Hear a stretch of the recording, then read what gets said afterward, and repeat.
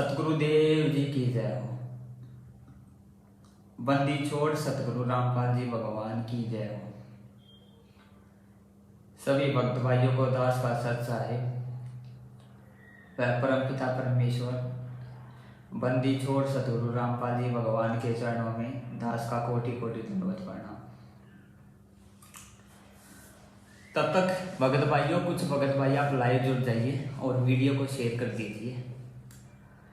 तब तक हम परमपिता परमेश्वर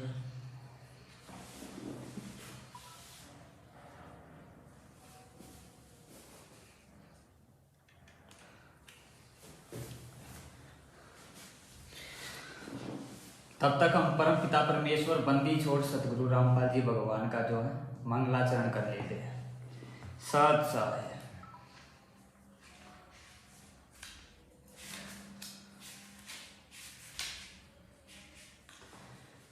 सतगुरुदेव जी की जय हो। बंदी छोड़ सतगुरु रामपाल जी भगवान की जय हो। ग्रीव नमो नमो सतपुरुष को नमस्कार गुरु की नहीं। सुर नर मुनि जन साधवा संतो सर्वस दीन्हि।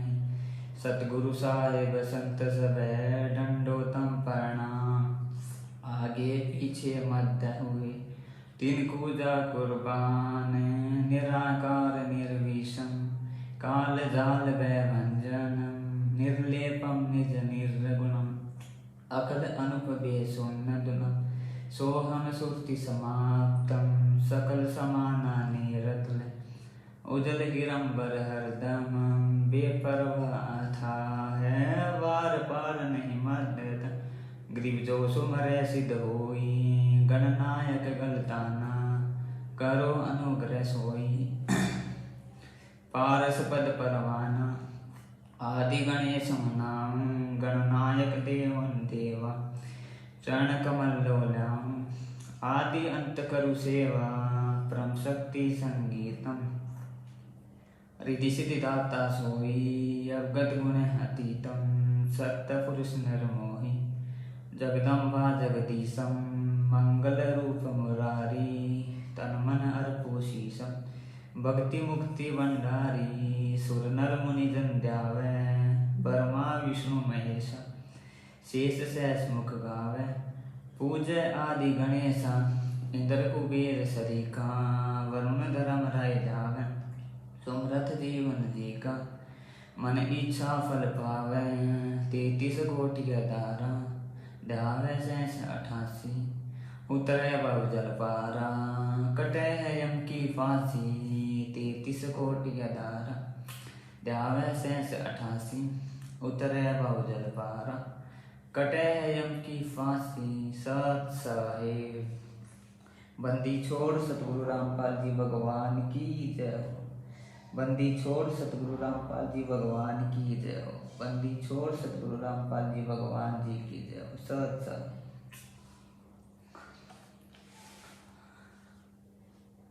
सत्सार भाइयों और बहनों, आज पवन भगत जी जो है, पवन दास जी जो है, वो कुछ काम से बाहर गए हैं।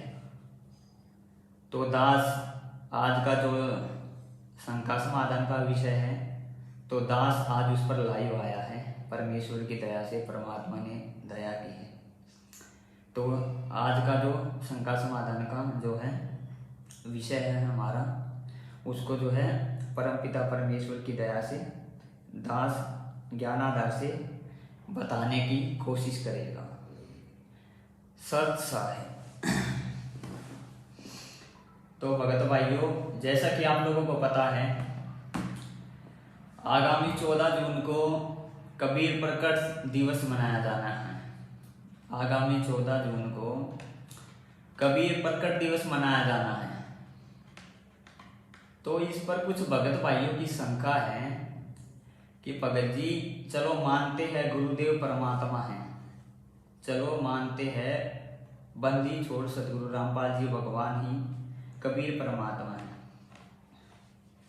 तो उनकी शंका ये रहती है कि हम जो दाढ़ी मूंछ वाली जो फोटो देखते हैं, कबीर जी की जो फोटो है, उस फोटो की पूजा तो गुरु जी भी करते थे, उस फोटो को तो गुरु जी भी कबीर परमात्मा बताते थे। तो हमें जो है उस फोटो की पूजा करना, पूजा छोड़ना, उस फोटो को त्यागना ठीक नहीं लग रहा है। तो ये कुछ भगत भाइयों की शंका है। तो परमपिता परमेश्वर की दया से आज दास जो है इसी पर जो है थोड़ा मालिक के ज्ञान आधार से बताएगा। भगत भाइयों, गुरुदेव कहते हैं सतगुरु ही परमात्मा होता है इस भक्ति मार्ग में। सतगुरुदेव जी कहते हैं इस भक्ति मार्ग में, कबीर भक्ति मार्ग में आपका सतगुरु ही आपका कबीर परमात्मा होता है। और अगर आप अपने सतगुरु को और कबीर परमात्मा को अलग अलग मानते हो तो वो भगत कभी पार नहीं हो सकता, वो भगत नरक में जाएगा। गुरुदेव सत्संग में साफ साफ बोलते हैं, गुरु मानुष कर जानते ते नर कहिए अंधे, ओए दुखी संसार में आगे यम के फंदे।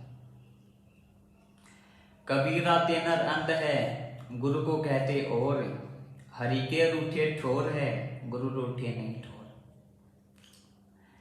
यहाँ पर परमपिता परमेश्वर बंदी चोर सतगुरु रामपाल जी भगवान क्या बताना चाहते हैं? कबीरा ते नर अंध है गुरु को कहते और, हरि के रूठे ठोर है गुरु रूठे नहीं ठोर।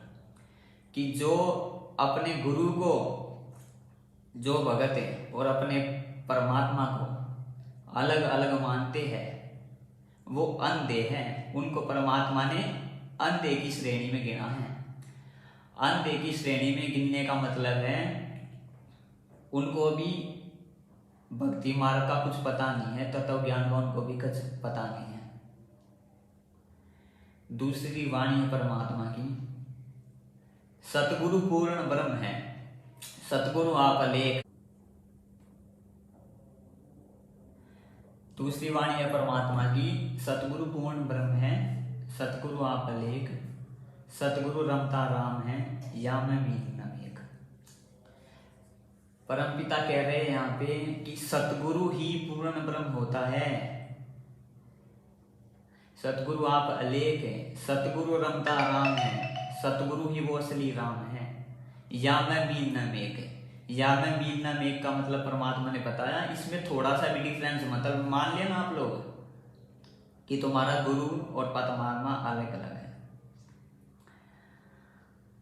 तो यहां तक तो बात हुई भगत भाइयों। अब जहां तक रही उस दाढ़ी मूछ वाली फोटो की, कुछ भगत भाई कहते हैं कि दाढ़ी मूछ वाली फोटो जो है उसकी फिर गुरुदेव की पूजा करते थे। तो इस पर दास ज्ञान आधार से जवाब देना चाहेगा। भगत भाइयों, वो गुरुदेव की, वो परमात्मा की एक मजबूरी थी। क्योंकि देखो आपको पता है ये संत रामपाल जी भगवान का जो भक्ति मार्ग है इस पर कोई सुरमा ही चल सकता है। सुरमा यानी जो परमात्मा की प्रत्येक मर्यादाओं को निभा सके, प्रत्येक मर्यादाओं पे खड़ा उतर सके। इस भक्ति मार्ग में जो कदम कदम पर मर्यादाएं है उन पर जो खड़ा उतर सके वो होता है सुरमा भगत। तो इस भक्ति मार्ग पे कोई सुरमा भगत ही चल सकता है भगत भाइयों। परमपिता परमेश्वर बंदी छोड़ सतगुरु रामपाल जी भगवान जी कहते हैं। तो आपको पता है गुरुदेव सत्संगों में हमें बताते हैं अगर किसी कारण से आप अपनी मर्यादा खंड कर देते हो तो परमात्मा अपना हाथ आपके शीश से हटा लेता है। अगर आप किसी कारण से अपनी मर्यादा को खंड कर देते हो ना, परमात्मा अपना हाथ आपके शीश से हटा लेता है। और भगत भाइयों, हमारी भक्तों की बुद्धि का सतर इतना गिरा हुआ है, हम ये सोच लेते, एक बात बताओ, जब परमात्मा अपना हाथ हटा लेता है भगत के शीश से, उसको लाभ मिलने बंद हो जाते हैं। लाभ मिलने बंद हो जाते हैं भगत भाइयों, उसको लाभ मिलने बंद हो जाते हैं तो वो ये सोचता है ये काहे का भक्ति मार्ग यार। सत्संगों में तो ये गुरुदेव ऐसे बोलते हैं कि ये लाभ हो जाएगा नाम से जुड़ने से, ये लाभ हो जाएगा नाम से जुड़ने से, मरे हुए जिंदे हो जाते हैं, ये जिंदे हो जाते हैं, हमारे तो घर में भी लाभ नहीं हो रहा। तो अज्ञानतावश से भगत भाई ऐसा सोच लेते हैं। भगत भाइयों, अज्ञानतावश से वो ऐसा सोच लेते हैं, यानी कि अपने गुरुदेव के प्रति दोष निकाल लेते हैं।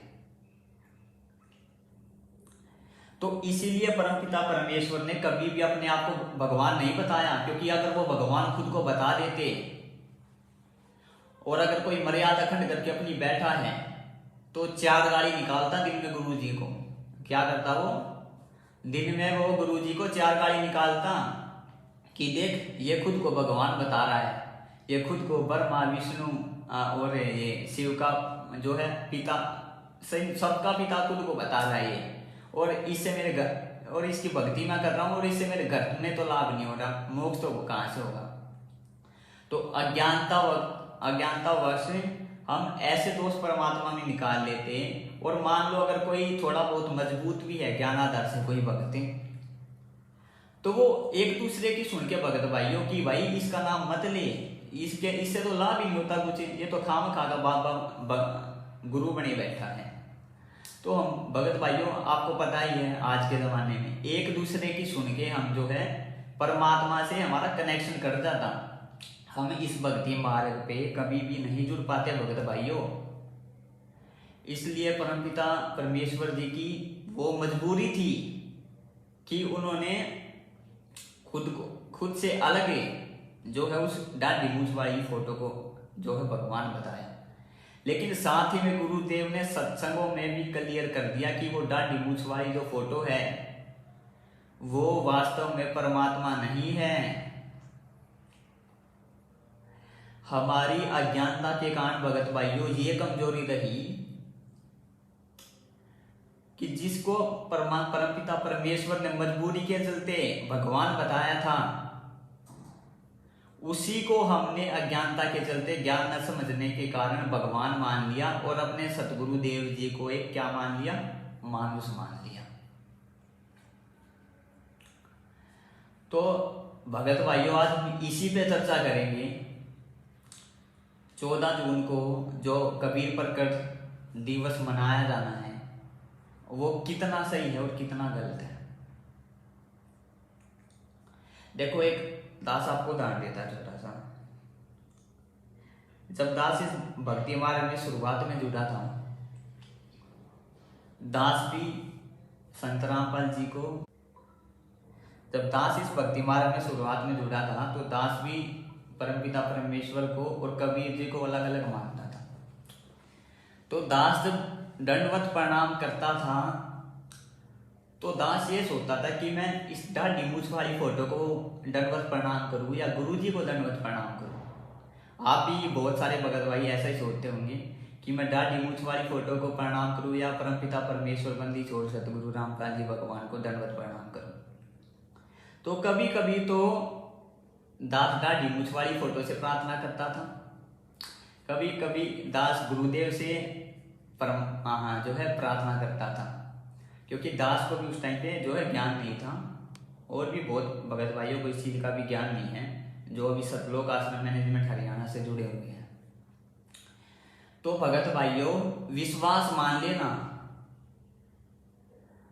जब तक आप गुरु और परमात्मा को अलग मानोगे तो आपका इस भक्ति मार्ग में कभी भी विश्वास नहीं बन पाएगा, जिसको बोलते हैं कॉन्फिडेंस। आपका इस भक्ति मार्ग में कभी भी कॉन्फिडेंस या विश्वास नहीं बन पाएगा, क्योंकि जब प्रार्थना करने का समय आएगा, परमपिता भगवान के बारे में सोचने का समय आएगा, आप उस टाइम पे कंफ्यूज हो जाओगे कि मैं दाढ़ी मूंछ वाली उस फोटो से, जो काल्पनिक चित्र है कबीर जी का, उससे प्रार्थना करूं या संत रामपाल जी अपने गुरुदेव से प्रार्थना करूं। इसके चलते आपका इस भक्ति मार्ग में कभी भी विश्वास नहीं बन पाएगा भगत भाइयों। और रही दूसरी बात, आपके सामने एक तो सेब या संतरा कुछ भी रखा हो और एक तरफ उनका चित्र रखा हो,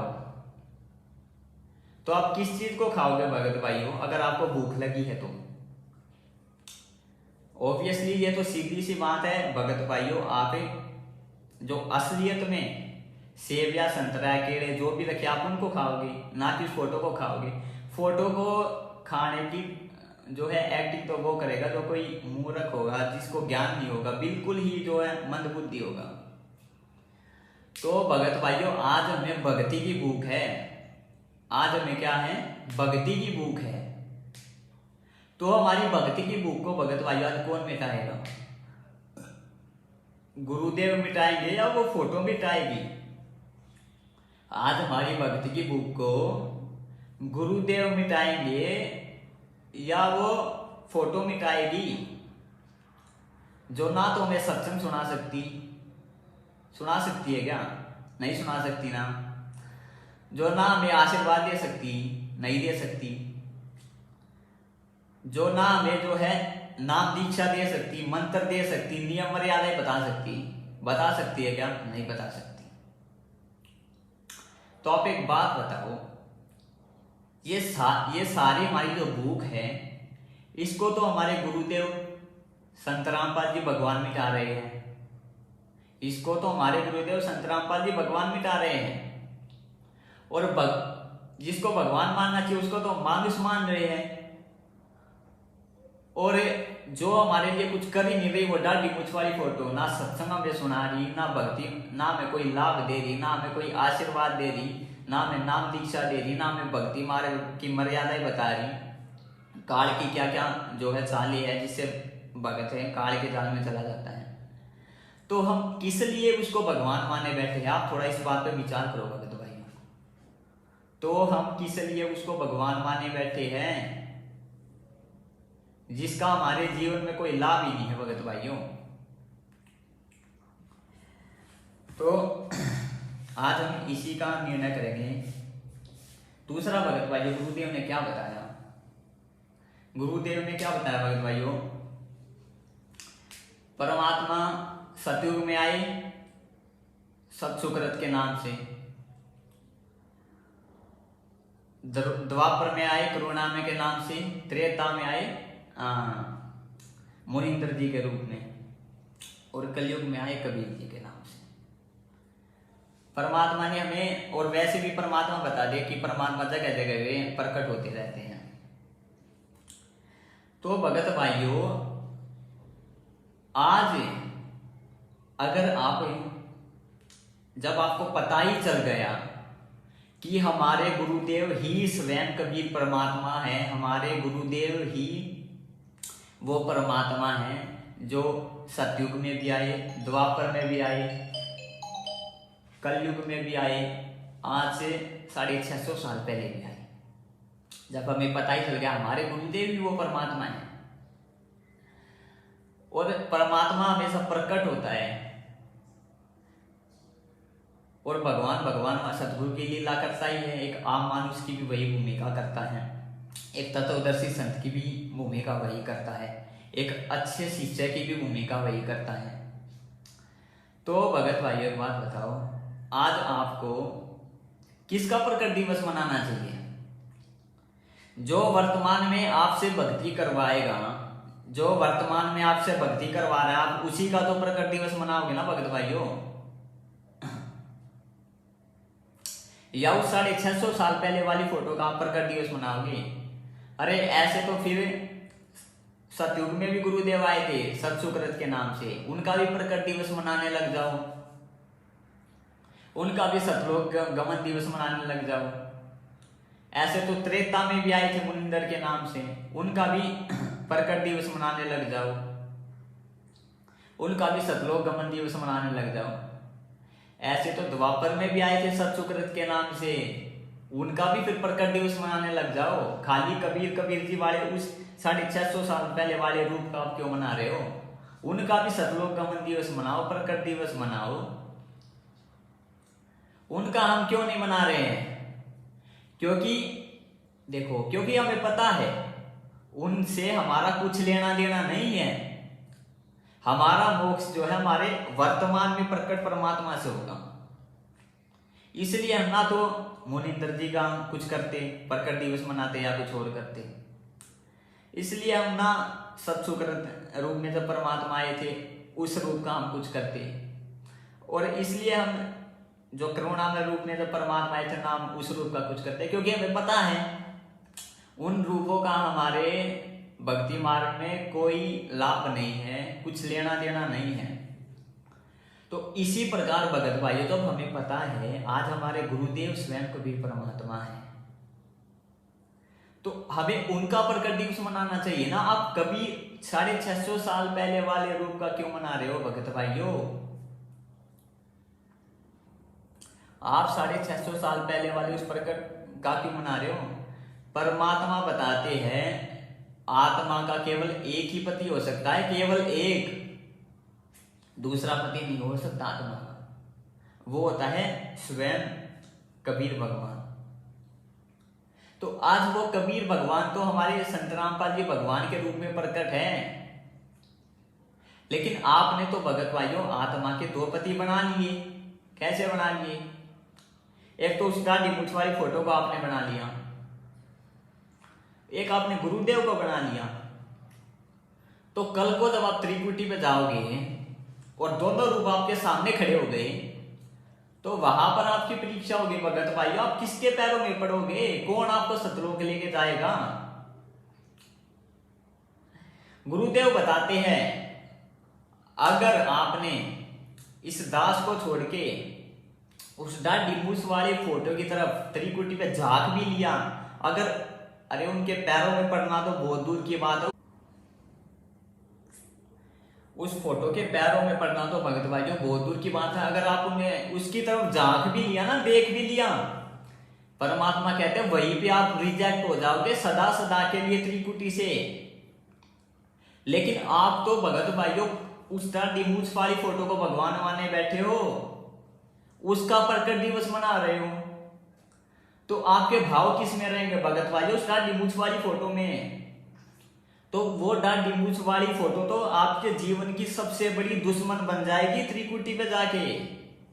आपके जीवन की सबसे बड़ी दुश्मन वो दाढ़ी मूंछ वाली फोटो बनेगी त्रिकुटी पे जाके, जहां पर भगत की असली परीक्षा होती है। गुरुदेव क्या बताते हैं सत्संगों में? आपको परमात्मा इस दास के रूप में मिलेंगे, बताते हैं, ठीक है। लेकिन जब आपको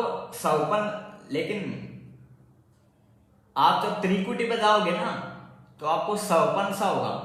सवपन सा यानी कि जैसे आप सवपन देख रहे हो, आप जब शरीर छोड़ोगे ना, त्रिकुटी पे जाओगे तो आपको सवपन सा होगा। आपको पता नहीं चलेगा कि मैंने शरीर छोड़ दिया है। और जब आप शरीर छोड़ दोगे, सवपन में होगे ना, तो आपके वही भाव सवपन में रहेंगे जो कि वास्तव में है। वास्तव में आपके भाव किस में है? दाढ़ी मूंछ वाली फोटो में। क्योंकि आप भगवान तो दाढ़ी मूंछ वाली फोटो को मानते हो। किसको भगवान मान रहे हो आप? दाढ़ी मूंछ वाली फोटो को। और किसका प्रकट? क्योंकि आप उसी का तो प्रकट दिवस मना रहे हो ना। आप 14 जून को अज्ञानता में जो भगत भाई सतलोक आश्रम मैनेजमेंट के पीछे लगे हुए हैं, वो उसका प्रकट दिवस मनाने की सोच रहे हैं। कितनी जोरों शोरों से तैयारियां कर रही है। वो अपने फैल होने की तैयारी कर रहे हैं, फैल होने की। क्योंकि उनके भाव तो दाढ़ी मूंछ वाली फोटो में है। वो दाढ़ी मूंछ वाली फोटो को भगवान मानते हैं। और सवपन में आपको पता नहीं चलेगा कि आपका शरीर छूट गया, जब आप सवपन सा होगा आपको। और आपके सवपन में भी उस दाढ़ी मूंछ वाली फोटो में ही भाव रहेंगे। और त्रिकुटी पे जब जाओगे आप, वहां पर आप फैल हो जाओगे भगत भाइयों, फैले। परमात्मा सदा सदा के लिए आपको रिजेक्ट कर देगा वहां से। तो इसलिए उस दाढ़ी मूंछ वाली फोटो से भगत का कुछ लेना देना नहीं होना चाहिए भगत भाइयों। तो आज परमपिता परमेश्वर जी के ही कुछ आपको प्रमाण दिखाए जाएंगे उस दाढ़ी मूंछ वाली फोटो के बारे में ही। उसके बाद में जो है आगे बात करेंगे भगत भाइयों। ध्यान से अब आप वीडियो को सुनना। इसमें सुनना परमपिता परमेश्वर गुरुदेव क्या बता रहे हो उस दाढ़ी मूंछ वाली फोटो को, जिसको आप भगवान मानते हो, जिसका आप प्रकट दिवस मनाते हो, जिसका आप सतलोक गमन दिवस मनाते हो, जिसको आप भगवान मानने बैठे हो, जिसके आप जो है फर्जी आश्रमों में पाठ करवाते हो भगवान मान के, जिसको आप भोग लगाते हो, और भोग जिसको लगा भोग आप दाढ़ी मूंछ वाली फोटो को लगा रहे हो। अरे जिंदा भगवान को तो आप, जिंदा भगवान का तो आप जन्मदिन मना रहे हो, और एक फोटो का, काल्पनिक फोटो का आप को जो आप भोग लगा के उसका प्रकट दिवस मना रहे हो। भगत भाइयों, ये हमारे सतलोक जाने के नहीं, हमारे नरक में जाने के लक्षण है, नरक में जाने के। तो सबसे पहले आप ये वीडियो सुनिए, इसमें गुरुदेव क्या बता रहे हैं दाढ़ी मूंछ वाली फोटो के बारे में। यदि इस दास के स्थान पर आज कबीर परमेश्वर भी आ जाते, क्योंकि जिस समय कबीर परमेश्वर जिस रूप में आए थे वो तो तुमने देखा नहीं, वर्तमान वाला ने, और वो परमात्मा किस रूप में आए थे ये तो जो हमने चित्र बनाए तो हमारा एक अपना इमेजन है, अपना सपोजिशन है, अपना माना हुआ बनाया है। लेकिन वो परमात्मा अब आ जाए तो जिस रूप में वो पहले आया था वो तो तुमने देखा नहीं, और ईव जिसमें आया उसने तो मानो को नहीं। बिल्कुल साफ साफ पिता परमेश्वर गुरुदेव ने जो है क्लियर कर दिया। गुरुदेव क्या बता रहे हैं इसमें कि आप जो ये फोटो देखते हो ना दाढ़ी मूंछ वाला, जिसको आप कबीर भगवान माने बैठे हो, ये केवल और केवल एक काल्पनिक फोटो है। क्योंकि गुरुदेव बता रहे हैं वर्तमान वालों ने, आप वर्तमान वालों ने उस कबीर भगवान को देखा नहीं, उनका कैसा रूप था, और वर्तमान में वो आ रहे हैं, उसको आप मानने नहीं तो कैसे बात बनेगी। तो वर्तमान में कौन आ रहा है भगत भाइयों, कौन हमें ज्ञान दे रहा है, हमारे गुरुदेव ही तो दे रहे हैं। तो कौन हुआ कबीर भगवान, एक बार ध्यान से सुन लो वीडियो को। यदि इस दास के स्थान पर आज कबीर परमेश्वर भी आ जाते, क्योंकि जिस समय कबीर परमेश्वर जिस रूप में आए थे वो तो तुमने देखा नहीं, वर्तमान वाला ने, और वो परमात्मा किस रूप में आए थे ये तो जो हमने चित्र बनाए तो हमारा एक अपना इमेजन है, अपना सपोजिशन है, अपना माना हुआ बनाया है। लेकिन वो परमात्मा अब आ जाए तो जिस रूप में वो पहले आया था वो तो तुमने देखा नहीं, और ईव जिसमें आया उसने तो मानो को नहीं। अब देखो भगत भाइयों, आपको दास एक उदाहरण के तौर पे समझाएगा, एक उदाहरण से समझाएगा, आप ध्यान से थोड़ा सुनना। अगर मान लो आप आज से 650 साल पहले होते, कबीर भगवान से आपने नाम ले रखा होता, क्योंकि परमपिता गुरुदेव जो है भगवान जो है कबीर भगवान जी जो है हमारे गुरुदेव संत रामपाल जी भगवान है, जब भी लीला करते हैं तो एक मानुष की लीला करते हैं। वो हमेशा भगवान को अपने से दूसरा प्रदर्शित करते हैं, अपने से भगवान को दूसरा बताते हैं। उसका रीजन कारण जो है मैंने आपको बता ही दिया है वीडियो में स्टार्टिंग में कि उसका क्या कारण है। हमारी मंद बुद्धिता के चलते, हमारी भक्ति मार्ग में कमजोरी के चलते कबीर भगवान जो है वो गुरुदेव जो है अपने आप को भगवान से अलग प्रदर्शित करते हैं, यानी अपने को और भगवान को भिन्न भिन्न बताते हैं। मान लो आज आप आज से 650 साल पहले होते हैं भगत भाइयों, और आप उस समय पे कबीर जी को मानुष मान के, कबीर जी के उस रूप को आप मानुष मान के, और मुनिंदर जी को उस टाइम पे, वो भी तो परमात्मा का ही रूप है ना, आप मुनिंदर जी को भगवान मानते हैं, मुनिंदर जी का प्रकट दिवस मनाते हैं, मुनिंदर जी का सतलोक गमन दिवस मनाते हैं, तो क्या आप पार हो जाते भगत भाइयों? अगर मान लो वो 64 लाख वाली परीक्षा नहीं भी होती और आप भगवान को तो एक मानुष मानते हो उस टाइम पे, क्योंकि भगवान तो हमेशा अपने आप को मानुष ही बताता है कि वो तो परमात्मा बीचली पीढ़ी में भक्तों जो है दया करते हैं, अपनी जो है पहचान कराते हैं भक्तों को, शिक्षा दे के, ऐसे नहीं कराते, शिक्षा के दे के कराते हैं। तो क्या आप उस टाइम पे पार हो जाते क्या? क्योंकि आप उस भगवान को तो उस टाइम पे मानुष मानती, जैसे आज वर्तमान कबीर रूप को आप मानुष मान रहे हो, और मुनिंदर जी का प्रकट दिवस मनाते, मुनिंदर जी को भोग लगाती, मुनिंदर जी का आप सतलोक गमन दिवस मनाते। तो एक बार गहराई से इस बात पर विचार करें कि आप उस टाइम पे पार हो जाते क्या भगत भाइयों? नहीं होते। तो सेम आज ही तो हो रहा है, सेम टू सेम लीला आज हो रही है भगत भाइयों। जब आज आप वर्तमान कबीर को मानुष मान के उनका जन्मदिन मना रहे हो और भगवान दूसरी उस काल्पनिक फोटो को आप मान रहे हो, तो आज आप वर्तमान में कैसे पार हो जाओगे? कैसे आप वर्तमान में सतलोक चले जाओगे?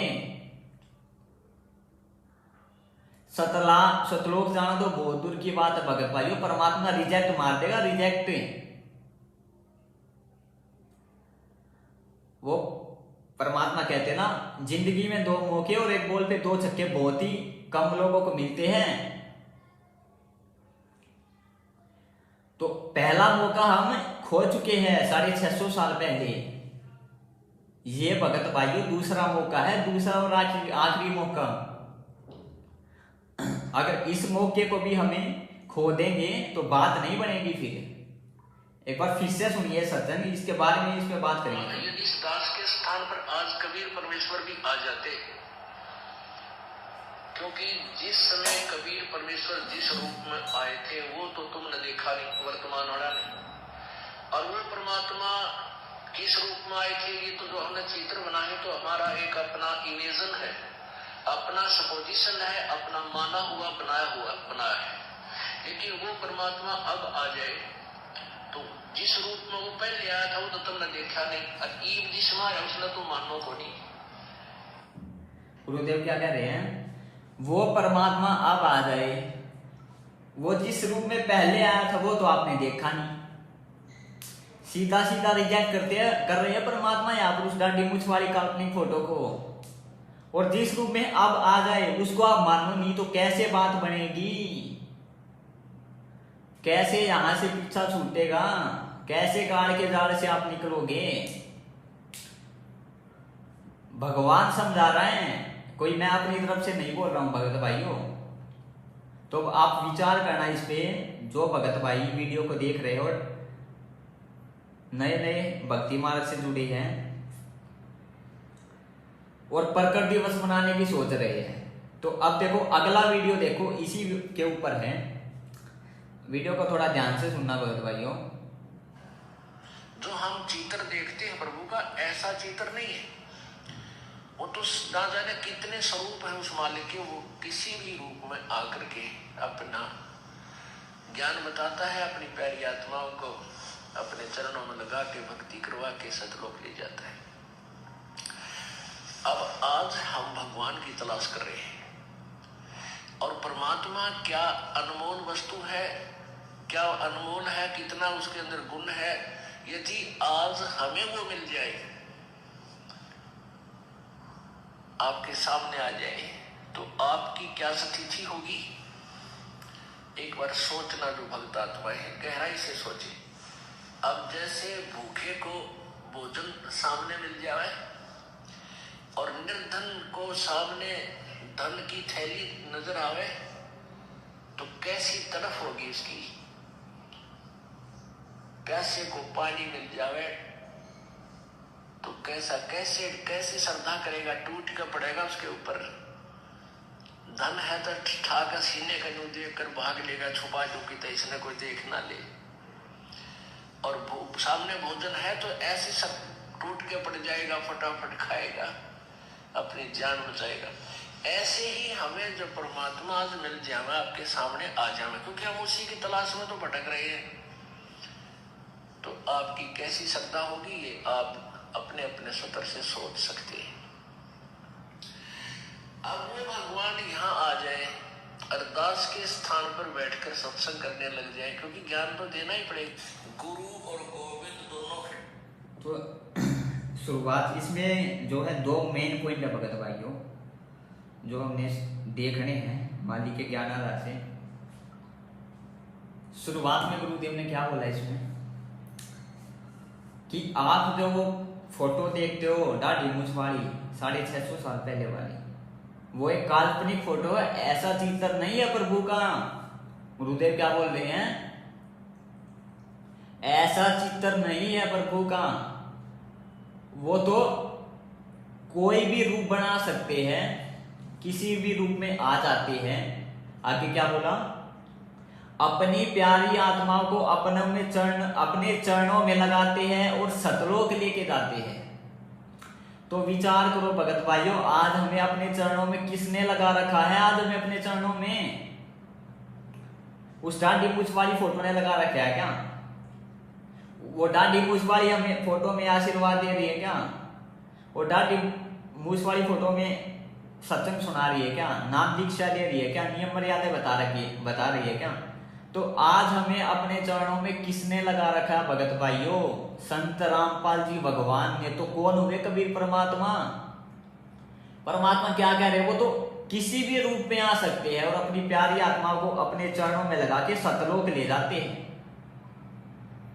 एक बार फिर से सुनिए, जो हम चित्र देखते हैं प्रभु का, ऐसा चित्र नहीं है। वो तो ना जाने कितने स्वरूप है उस मालिक के। वो किसी भी रूप में आकर के अपना ज्ञान बताता है, अपनी प्यारी आत्माओं को अपने चरणों में लगा के भक्ति करवा के सतलोक ले जाता है। तो यहाँ पर आपको बिल्कुल क्लियर हो जाना चाहिए भगत भाइयों, वर्तमान में कौन कबीर भगवान है। और जैसा कि दास ने आपको मुनिंदर जी वाला उदाहरण दिया, आप वही गलती कर रहे हो। 14 जून को प्रकट दिवस मना के 14 जून को प्रकट दिवस मनाने वाला भगत वही गलती करेगा। फिर तो परमपिता परमेश्वर सतगुरु रामपाल जी भगवान ही जाने उसके साथ क्या होगा क्या नहीं होगा। उसको फिर से मौका देना है या नहीं देना है, उसकी माफी होगी या नहीं होगी। क्योंकि भगत भाइयों, परमात्मा हमें 8 साल से मौके ही देते आ रहे हैं जेल में बैठने के बाद में, कि समझ जाए ये लोग, समझ जाए कैसे ना कैसे। अब तो मेरे को भगवान मान ले, अब तो मेरे को भगवान मान ले, कैसे ना कैसे तो ये समझ जाए। परमात्मा हमें मौके ही दे रहे हैं भगत भाइयों 8 साल से। अब हमेशा परमात्मा मौके नहीं देते रहेंगे। तो आगे इस वीडियो को सुनो, आगे गुरुदेव क्या बोल रहे हैं, आगे दास समझाएगा मालिक के ज्ञान आधार से। अब आज हम भगवान की तलाश कर रहे हैं, और परमात्मा क्या अनमोल वस्तु है, क्या अनमोल है, कितना उसके अंदर गुण है। यदि आज हमें वो मिल जाए,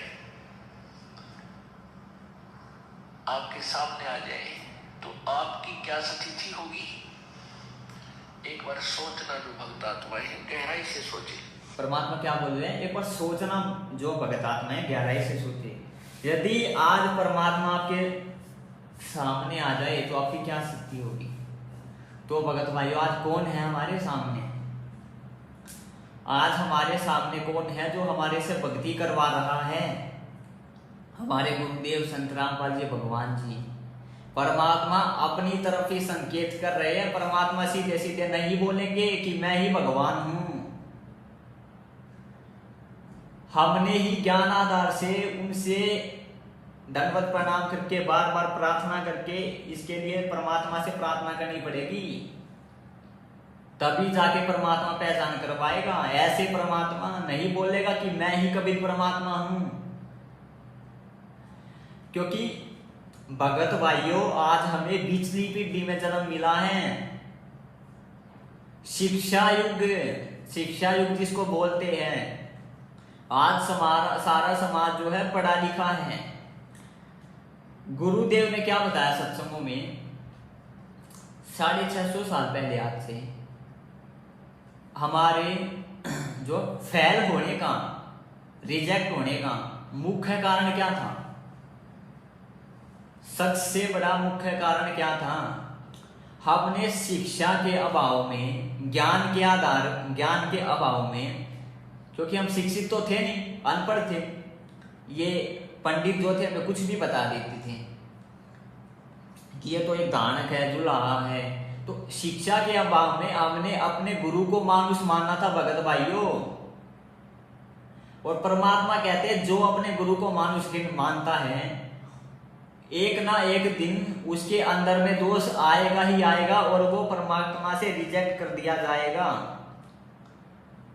तो आप शिक्षित नहीं थे, ब्राह्मणों ने हमें जैसा बताया हमने वैसा ही मान लिया, उनको दानक दुल्हा मान लिया। तो इसी कारण से भगत भाइयों, हम आज से 650 साल पहले अपने गुरुदेव को भगवान नहीं मान पाए और गुरु को मानुष माना तो रिजेक्ट हो गई।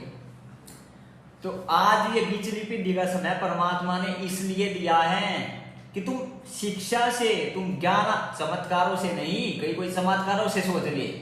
चमत्कार गुरुदेव क्या बताते हैं सत्संगों में, गुरु परमात्मा ने 650 साल पहले इतने चमत्कार किए, मुर्दे तक जिंदा किए, लेकिन एक भी आदमी नहीं समझा, एक भी भगत ने उनको परमात्मा नहीं समझा। कभी सत्संग ध्यान से सुनना, एक ने भी, उन्होंने मुर्दे तक जिंदा किए। लेकिन गुरुदेव क्या बताते हैं भगत भाइयों, आज जो है गुरुदेव हमें बताते हैं भगत भाइयों, यही हमारा जो है सबसे बड़ा रिजेक्ट होने का कारण था। तो आज परमात्मा ने हमें शिक्षा दी है ताकि हम उनको चमत्कारों से नहीं, ज्ञान से उनकी पहचान करें कि गुरुदेव कौन होते हैं। इस भक्ति मार्ग में गुरु सतगुरु कौन होता है, सतगुरु ही स्वयं कबीर परमात्मा इस भक्ति मार्ग में होता है। सतगुरु पूर्ण ब्रह्म है, सतगुरु आप अलेख है, सतगुरु रमता राम है, या मैं मीन न मेघ। गुरु ही इस भक्ति मार्ग में परमात्मा होता है। तो आज ये पिछली पीढ़ी का समय शिक्षा ये परमात्मा ने हमें इसीलिए दी कि अब चमत्कारों से नहीं, ज्ञानादान से उनकी पहचान करें। लेकिन हम आज भी वही गलती कर रहे हैं, गुरु को तो मानुष मान रहे हैं, और अगर भगवान उनको मान भी रहे हैं तो दाढ़ी मूछ वाली फोटो को भी हम भगवान मान रहे हैं। एक बात बताओ, दो भगवान हो सकती है क्या भगत भाइयों? ये हमारी बुद्धि पर बिल्कुल पत्थर पड़े हुए हैं, बिल्कुल पत्थर पड़े हुए हैं। क्या दो भगवान हो सकते हैं? कबीर भगवान कितने हैं? एक ही तो कबीर भगवान है। कितने हैं कबीर भगवान? एक ही तो है। अब एक तरफ तो हम दाढ़ी मूछ वाली फोटो को भी कबीर भगवान मान रहे हैं, दूसरी तरफ हम गुरुदेव को भी कबीर भगवान मान रहे हैं। तो हमने तो दो मान लिए, तो सतलोक कैसे जाओगे? काल के जाल से कैसे निकलोगे? काल ठग लेगा रास्ते में ही। आपने तो काल्पनिक फोटो को भी भगवान मान लिया, जिससे भगत का कुछ लेना देना नहीं होना चाहिए। जैसा कि दास ने उदाहरण दिया, आप अगर आज से 650 साल पहले होते और कबीर जी जैसा कि परमात्मा तो मानुष की लीला करते ही करते हैं, क्या उस टाइम पे आप मुनींद्र जी को भगवान मान लेते? अरे उस टाइम पे मुनींद्र जी की पूजा करने लग जाते क्या पे? उस टाइम पे मुनींद्र जी को प्रकट दिवस मनाने लग जाते क्या पे? उस टाइम पे उनका जो अवतरण दिवस पता नहीं क्या क्या मनाने लग जाते क्या पे? नहीं मनाते, क्योंकि आज आपको ज्ञान है ना 650 साल पहले कौन था। आज आपको क्या है? ज्ञान है 650 साल पहले कौन था। लेकिन वर्तमान में हमें ज्ञान नहीं है, खाली देखा देखी में चल रहे हैं। अगर हमें वर्तमान में ज्ञान हो कि आज वर्तमान में जो प्रकट है वही कबीर भगवान है, तो क्या हम उस दाढ़ी मूछ वाली फोटो को भगवान मान सकते हैं? क्या उससे भगत का कुछ लेना देना हो सकता है? क्या उसका वो प्रकट दिवस या सतलोक गमन दिवस मना सकता है? नहीं मना सकता। हम ज्ञान लेकर भी अंधे बने हुए हैं भगत भाइयों, ज्ञान लेकर भी अंधे। तो थोड़ा इन बातों पे आप विचार करो। आगे देखो गुरुदेव क्या बोल रहे हैं।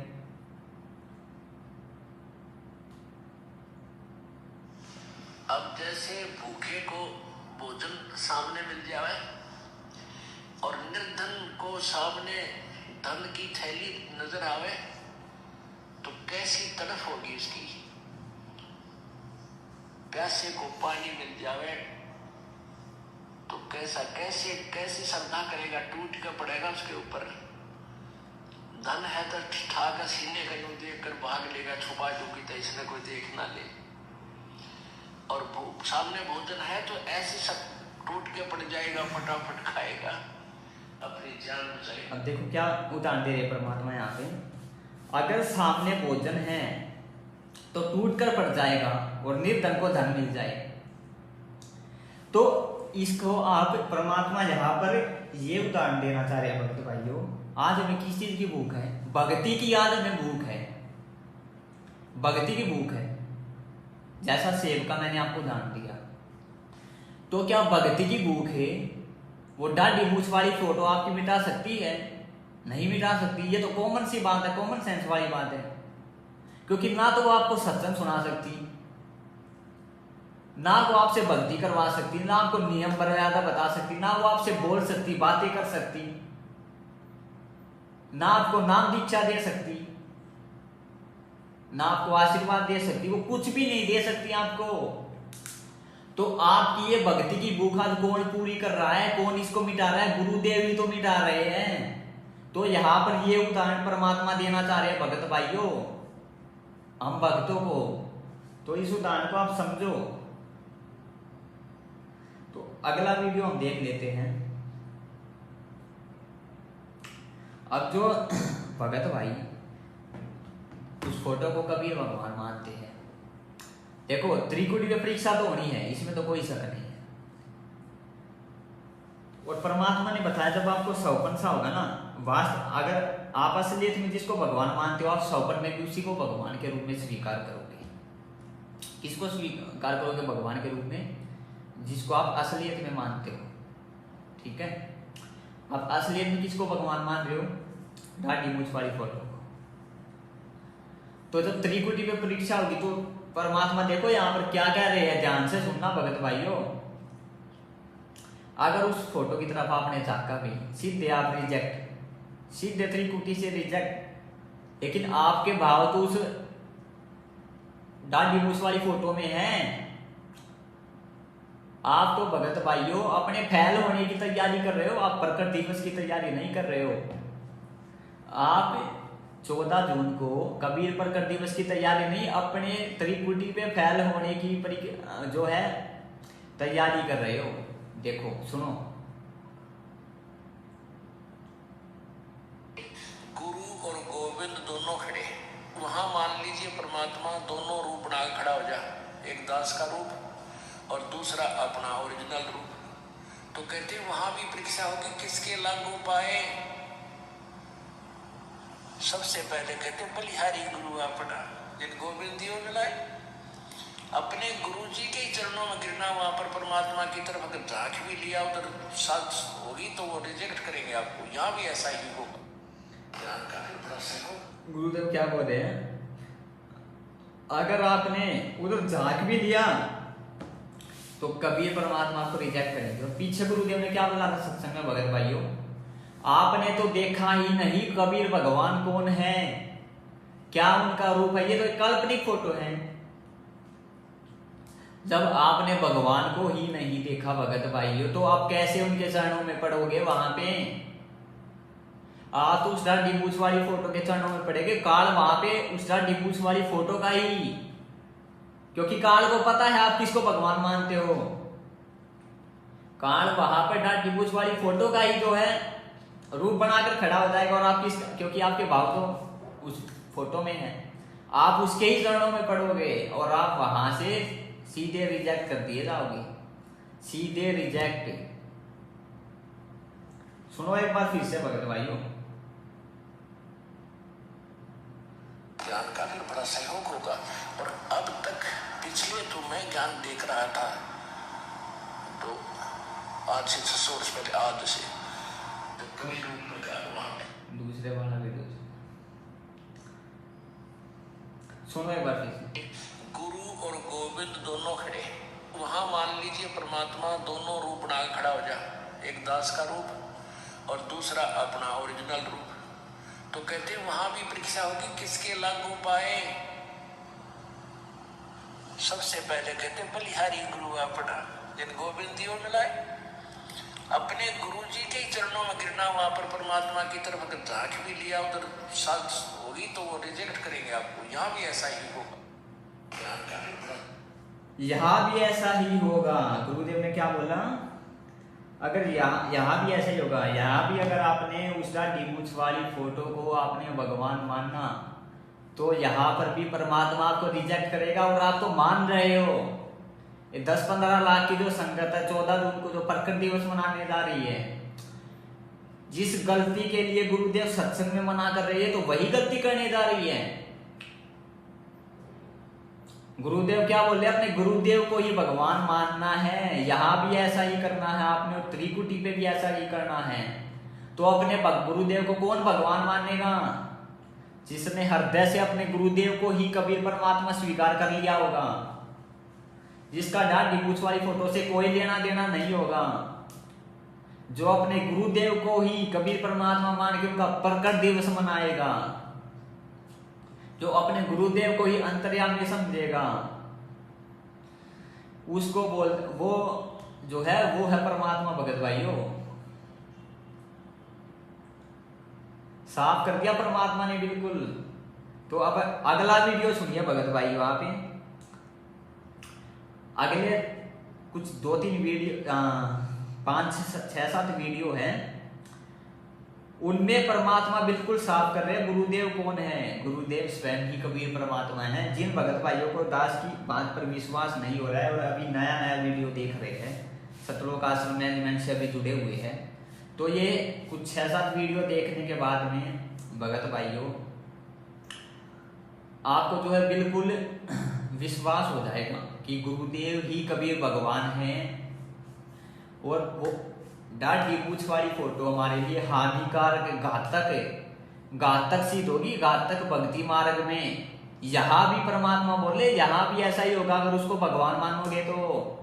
पहली बात तो यहाँ पर भी उसको आप भगवान मान रहे हो तो आप त्रिकुटी तक ही नहीं पहुंच पाओगे। जब आप उसको यहीं पे भगवान मान रहे हो, आप तो भगत भाई त्रिकुटी तक ही नहीं पहुंच पाओगे। सतलोक तो बहुत दूर है, आप तो यहीं पे रिजेक्ट हो गए। परमात्मा बोल रहे हैं अपने गुरुदेव को छोड़ के आप उस डांडी पूछ वाली फोटो का प्रकट दिवस मनाने जा रहे हो 14 जून को, आप तो यहीं पे रिजेक्ट हो गए। आगे का तो सफर खत्म हो गया आपका। ये मैं नहीं बोल रहा हूं, गुरुदेव का सत्संग बोल रहा है, जो आपको 2 बार सुनाया था दास ने भी। अब अगला ये देखिए, गुरुदेव साफ साफ बता रहे कि आज से 650 साल पहले कबीर रूप में मैं ही आया था। आज से 650 साल पहले कबीर रूप में मैं ही आया था। अगर किसी की आंखें नहीं खुली है तो अभी आंखें खोल लेना वीडियो सुन के। अभी जो 3-4 वीडियो दास आपको दिखाएगा। ज्ञान का भी बड़ा सहयोग होगा। और अब तक पिछले जो मैं ज्ञान देख रहा था, तो आज से 600 वर्ष पहले, आज से तो कबीर रूप में वहां धारक रूप में रहा था, तो वो इन्होंने काल की लूट उसकी ये 12 परमात्मा क्या कह रहे हैं, पीछे जो मैं ज्ञान दे के आया था आज से 650 साल पहले, जब धानक वाले रूप में रहा था, बिल्कुल साफ साफ बोल रहे हैं कौन है गुरुदेव, कौन है, अपने आप को बिल्कुल दर्शा रहे। भगत भाइयों, हम सत्संग ध्यान से नहीं सुनते, गुरु को मानुष मान के सत्संग सुनते हैं, इसलिए परमात्मा के सत्संग हमें समझ में नहीं आते। इसलिए हम जगह जगह पे जो है मार खा जाते हैं काल की चालों में। एक बार फिर से सुने ध्यान से। ज्ञान का भी बड़ा सहयोग होगा। और अब तक पिछले जो मैं ज्ञान देख रहा था, तो आज से 600 वर्ष पहले, आज से जब कबीर रूप में वहां धारक रूप में रहा था, तो वो इन्होंने काल की लूट उसके ये 12 पंथों में इन्होंने उसमें कुछ परिवर्तन कर दिया अपने हिसाब से। आपने सुन लिया भगत भाइयों, गुरुदेव कौन है। आप तो बिल्कुल शंका ही नहीं रहनी चाहिए, अगर शंका है तो वो आगे मिट जाएगी, आगे कुछ वीडियो देख के। अब आपको पता है केशव बंजारे के रूप में कौन आया था। केशव बंजारे के रूप में गुरुदेव बताते हैं कि उन्होंने ही अपना दूसरा रूप बनाया था, और वो सतलोक से आए थे। अपना दूसरा रूप बनाया, सतलोक में गए, वहां से 9 लाख बैल लिए, उनको 18 लाख को भोजन कराने के लिए, और नीचे आए थे। अब देखो गुरुदेव क्या बोल रहे हैं कि वो केशव बंजारे के रूप में कौन था। ध्यान से सुनना,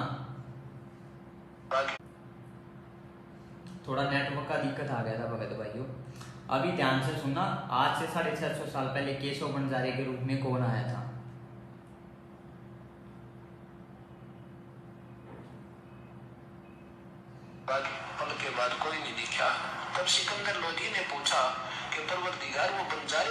कहाँ गए? कबीर साहब ने कहा जहाँ से आए थे वहां गए, ये तो सतलोक से आए थे और ये दास स्वामी आया था लेकर के वहां से।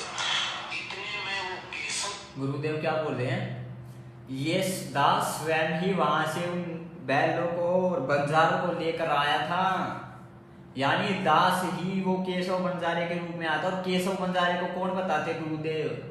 वो मैं ही था, वो कबीर परमात्मा ही थे, उन्होंने अपना दूसरा रूप बनाया था। बताते हैं ना सत्संगों में, बहुत बार आपने सुना होगा, एक बार फिर से सुनिए। पल के बाद कोई नहीं दिखा। तब सिकंदर लोधी ने पूछा कि परवरदिगार वो बंजारे और बैल कहाँ गए? कबीर साहब ने कहा जहाँ से आए थे वहां गए, ये तो सतलोक से आए थे और ये दास स्वामी आया था लेकर के वहां से। इतने में वो केशव जो है कबीर साहब के शरीर में समा गया। देखते ही देखते अकेले कबीर साहब रह गए, केशव नहीं रहा। बोलो बंदी छोड़ कबीर साहिब की। बिल्कुल आपको क्लियर हो गया होगा भगत भाई यहाँ पे। अब अगला दास आपको जो वीडियो सुनाएगा उसमें तो आपको कोई शक ही नहीं रहेगा गुरुदेव के रूप में आज कौन प्रकट है, संत रामपाल जी के रूप में आज धरती पर कौन प्रकट है, ये सुनिए। परमात्मा वर्तमान में इस दास के रूप में विराजमान है।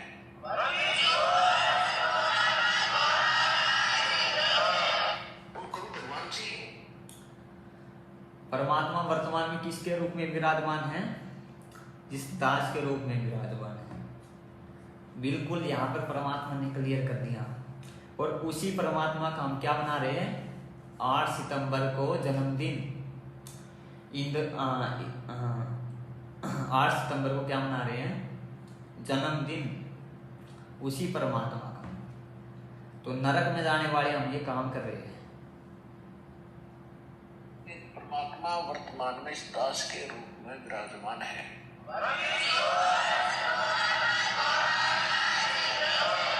भगवान जी ये भगत भाइयों नरक में जाने की तैयारी है हमारी। जो भगत भाई अभी भी दाढ़ी मूंछ वाली फोटो को भगवान मान रहे हैं और गुरुदेव को मानुष समझ रहे हैं, अरे जो भगवान है उसका तो आप जन्मदिन मना रहे हो, बहुत दिवस मना रहे हो, और भगवान को कोई ज्ञान करा सकता है क्या? क्या किसी की इतनी औकात है कि उस कबीर भगवान को जिसने सारी सृष्टि रची, जो आदि अनादि है, क्या उस आदि अनादि भगवान को कोई ज्ञान करा सकता है? इस भक्ति मार्ग का, जिसने पूरी दुनिया को भक्ति मार्ग का ज्ञान कराया, क्या उस भगवान को कोई भक्ति मार्ग का ज्ञान करा सकता है? अरे ज्ञान किसको कराया जाता है भक्ति मार्ग का? जिसको पहले से पता ना हो, जो मानुष हो, मानुष को ज्ञान कराया जाता है। और अब किसको ज्ञान, किसका बोध दिवस मना के साबित, बोध दिवस हम किसका मनाते हैं? 17 फरवरी को, संत रामपाल जी का। संत बोध दिवस मनाने का मतलब समझते हो? बोध दिवस मनाने का क्या मतलब है? अपने गुरुदेव को साबित कर देना कि मेरे गुरुदेव को 17 फरवरी को ज्ञान हुआ है इस भक्ति मार्ग का। उससे पहले मेरे गुरुदेव को इस भक्ति मार्ग के बारे में कै खे गै का भी नहीं पता था। यानी उससे पहले मेरे गुरुदेव इस भक्ति मार्ग में बिल्कुल जीरो थे, बिल्कुल जीरो, शून्य जिसको बोलते हैं। यानी 17 फरवरी 1988 से पहले मेरे गुरुदेव इस भक्ति मार्ग में बिल्कुल जीरो थे, जिनको कुछ भी ज्ञान नहीं था। बोध दिवस मना के 10-15 लाख की संगत ये साबित कर रही है, गुरु को मानुष साबित कर रही है। गुरु मानुष कर जानते ते नरक अंधे ओए दुखी संसार में आज्ञा के फंदे, आगे नरक मिलेगा, नरक। इसलिए दास आपको बता रहा है, जिसका आप प्रकट दिवस मनाने की सोच रहे हो, उस रूप से भगत का कुछ लेना देना नहीं होना चाहिए। वो लीला परमात्मा ने 650 साल पहले की थी और वो 650 साल पहले ही खत्म हो गई।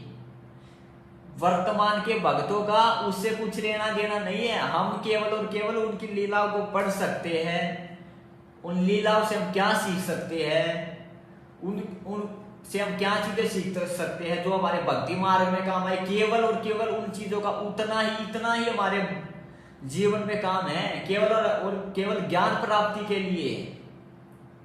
इतना ही हमारे भक्ति मार्ग में उन लीला का काम है, इससे ज्यादा कुछ काम नहीं है। इस बात को समझना पड़ेगा भगत भाइयों हमें। तो आगे सुनिए आप अगला वीडियो, गुरुदेव यहां पर क्या बता रहे हैं अगले वीडियो में।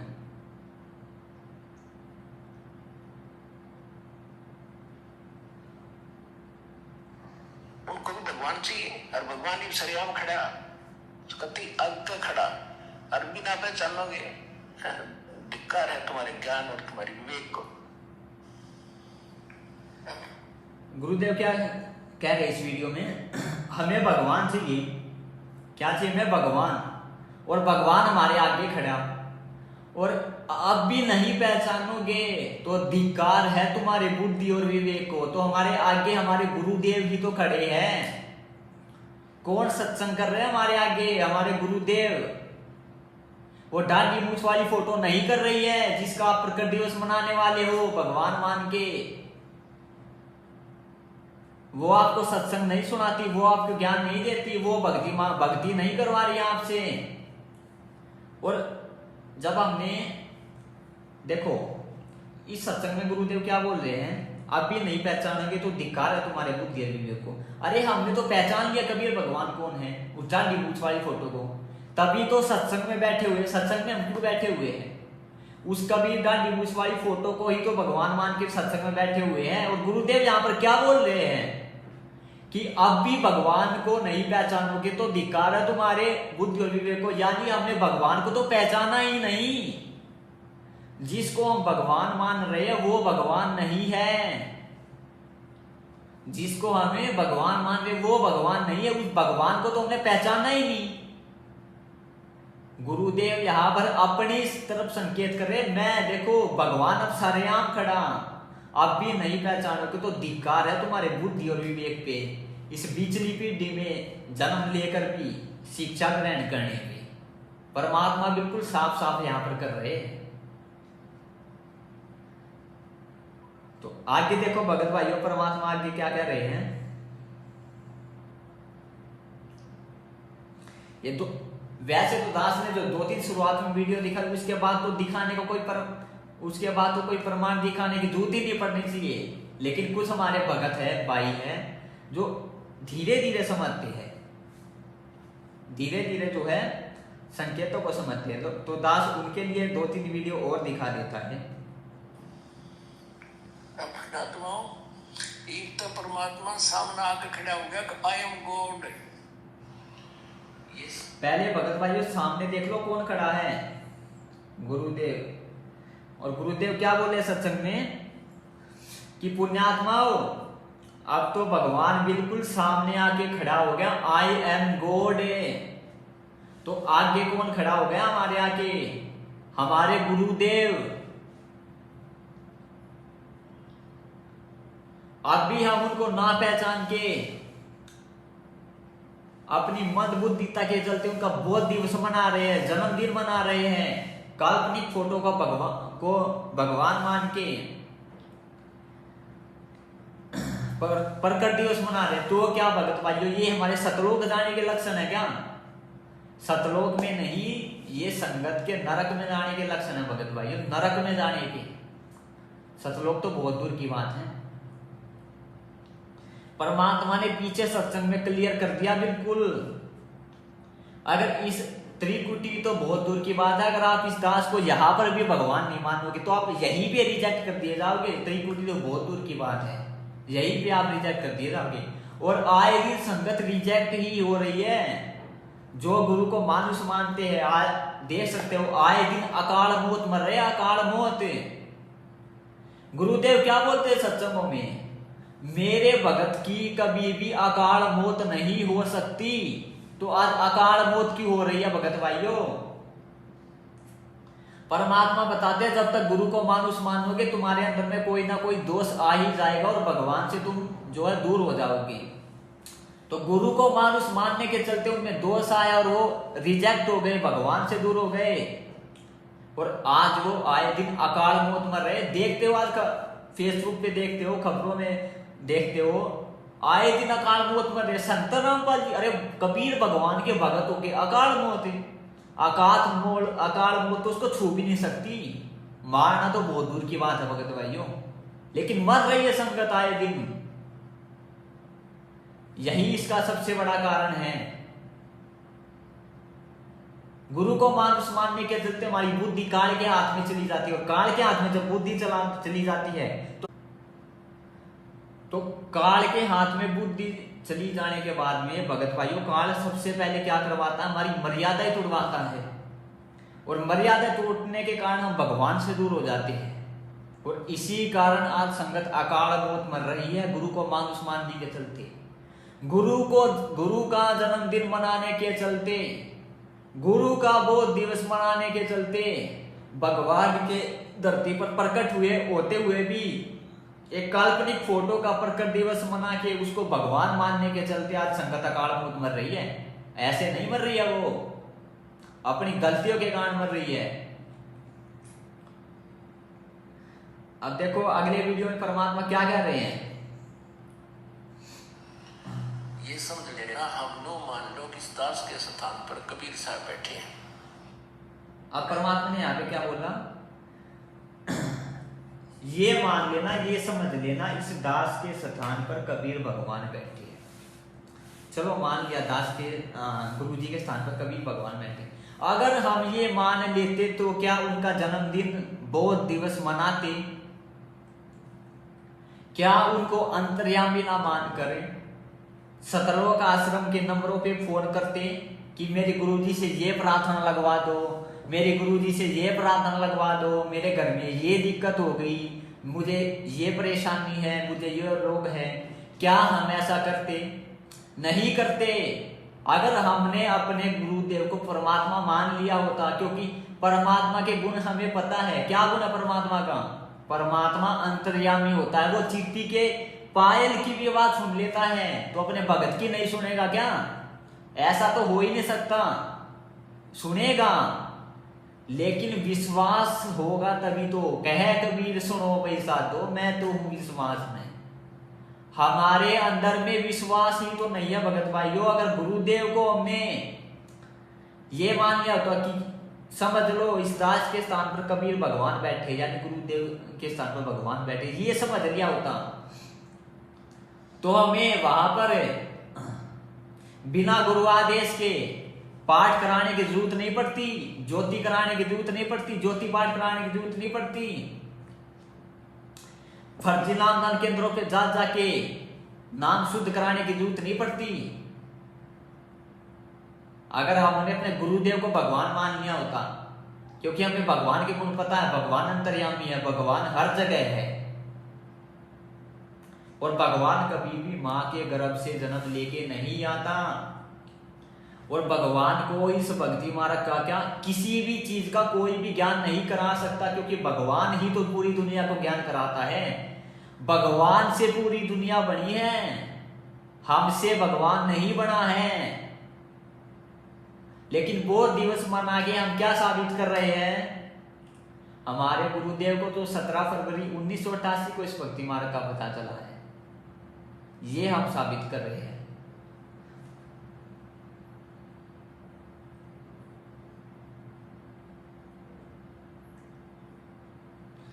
तो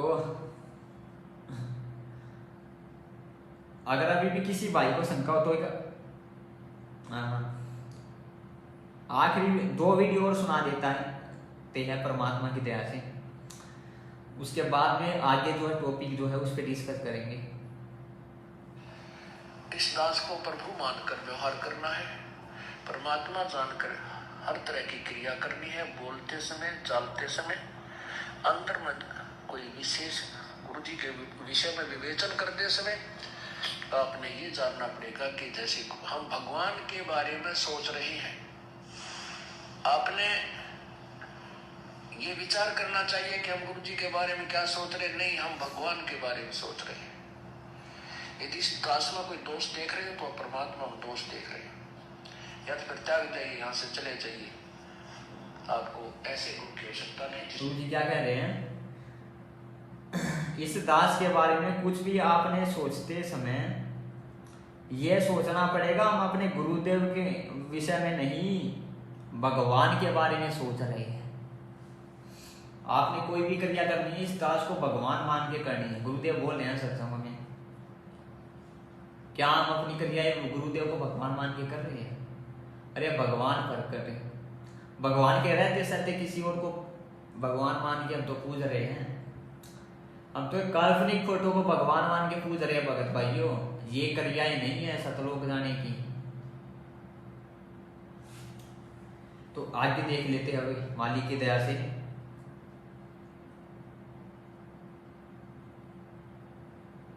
ये देखिए, जिस भगत भाई को अगर शंका हो कि गुरुदेव के जन्मदिन का आदेश आया था या नहीं आया था, ये देख लीजिए।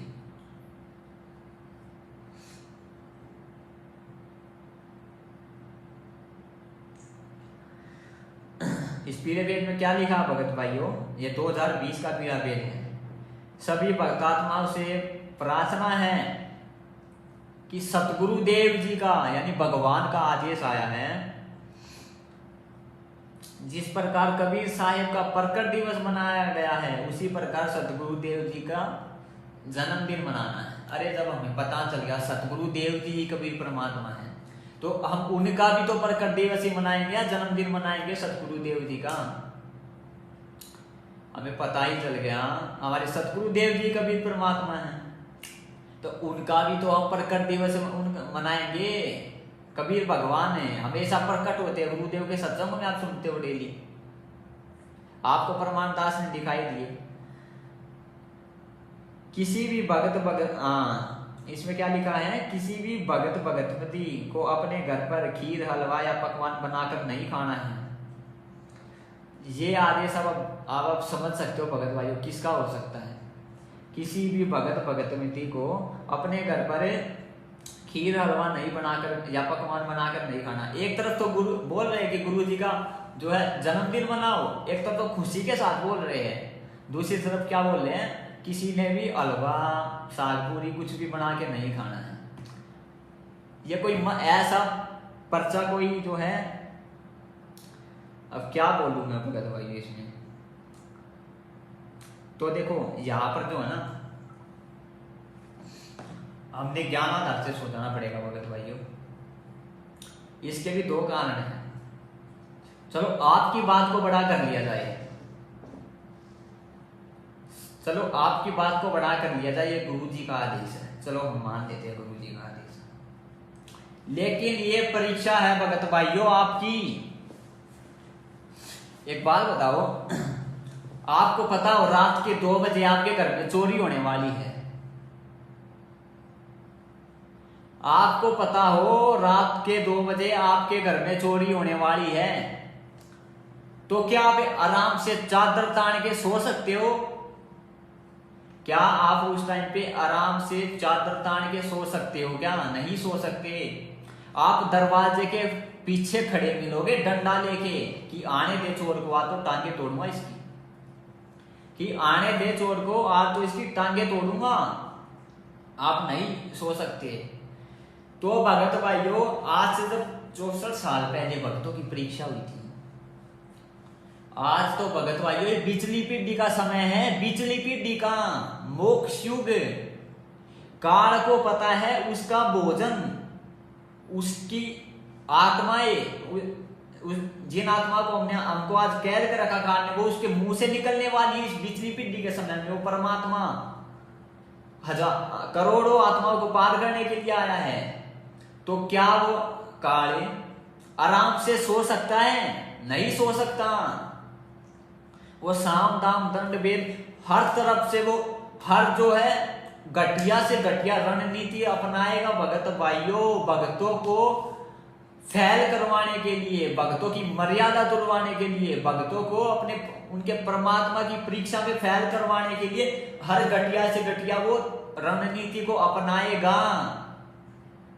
वो हमारी तरह चादर तान के नहीं सो रहा है, हम हमारी तरह एक एक आत्मा को तोड़ने के लिए वो अपना एडी से चोटी तक का जोर लगा रहा है भगत भाइयों, एक एक आत्मा को तोड़ने के लिए।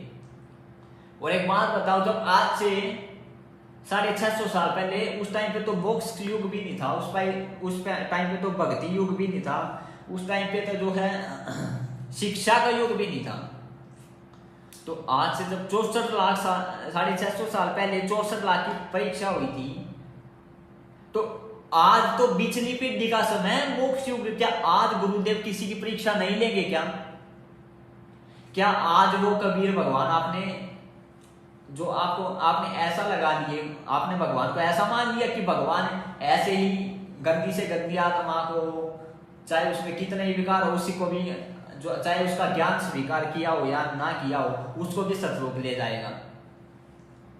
अरे जब 650 साल पहले एक आत्मा नहीं टिक पाई, 64 के 64 लाख फैल हुए, तो क्या आज गुरुदेव परीक्षा नहीं लेंगे क्या? आज भी तो परीक्षा लेंगे गुरु। आज तो बिचली पीढ़ी का समय, आज तो असली मोक्ष युग है। आज तो भगत भाइयों भयंकर परीक्षा होनी है, भगतों की भयंकर है। असली परीक्षा तो आज हो रही है गुरुदेव की, भगतों की असली परीक्षा तो गुरुदेव आज लेंगे। कैसे ले रहे गुरुदेव परीक्षा? अगर आपकी बात कोई बड़ा कर लिया जाए, ये गुरुदेव का आदेश है, तो यहां पर हमने ज्ञानाधार से सोचना पड़ेगा। सबसे पहले हमने ये सोचना हमारे गुरुदेव कौन है। हमारे गुरुदेव कबीर भगवान है, स्वयं कबीर भगवान। और भगवान कभी मां के गर्भ से जन्म लेके नहीं आता, भगवान का कभी भी जन्मदिन नहीं मनाया जाता। ये हमने ज्ञानाधार से सोचना पड़ेगा। दास आपको इसका एक उदाहरण दे देता है। एक बार गुरुदेव एक संत के रूप में आए हुए थे, भगवान कबीर भगवान।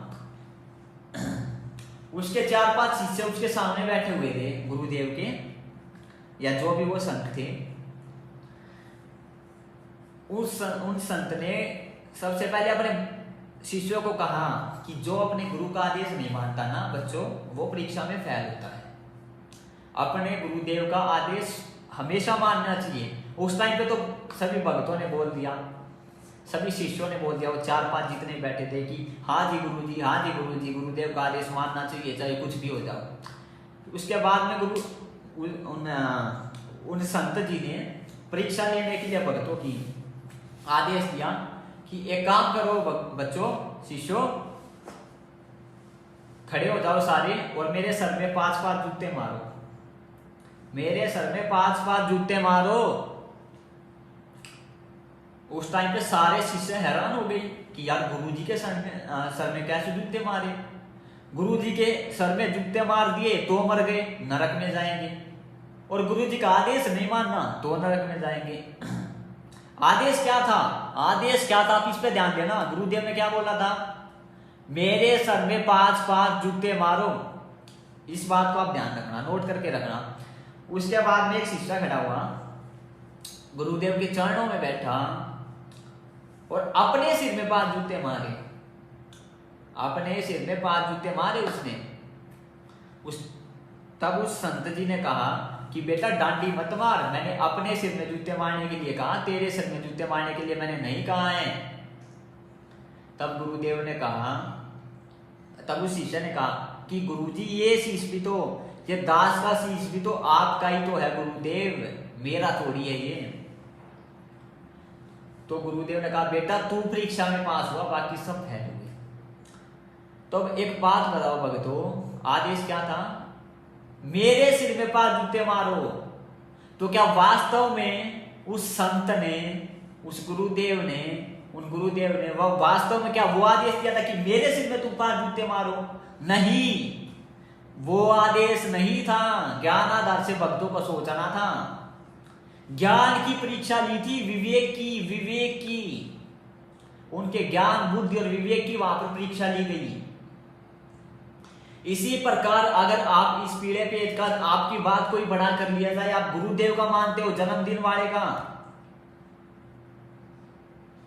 ये भी आपके विवेक की परीक्षा है कि ये देखो ये मूर्ख मुझे भगवान स्वीकार करने के बाद भी मेरा जन्मदिन, मेरा बोध दिवस मनाते हैं या नहीं मनाते हैं।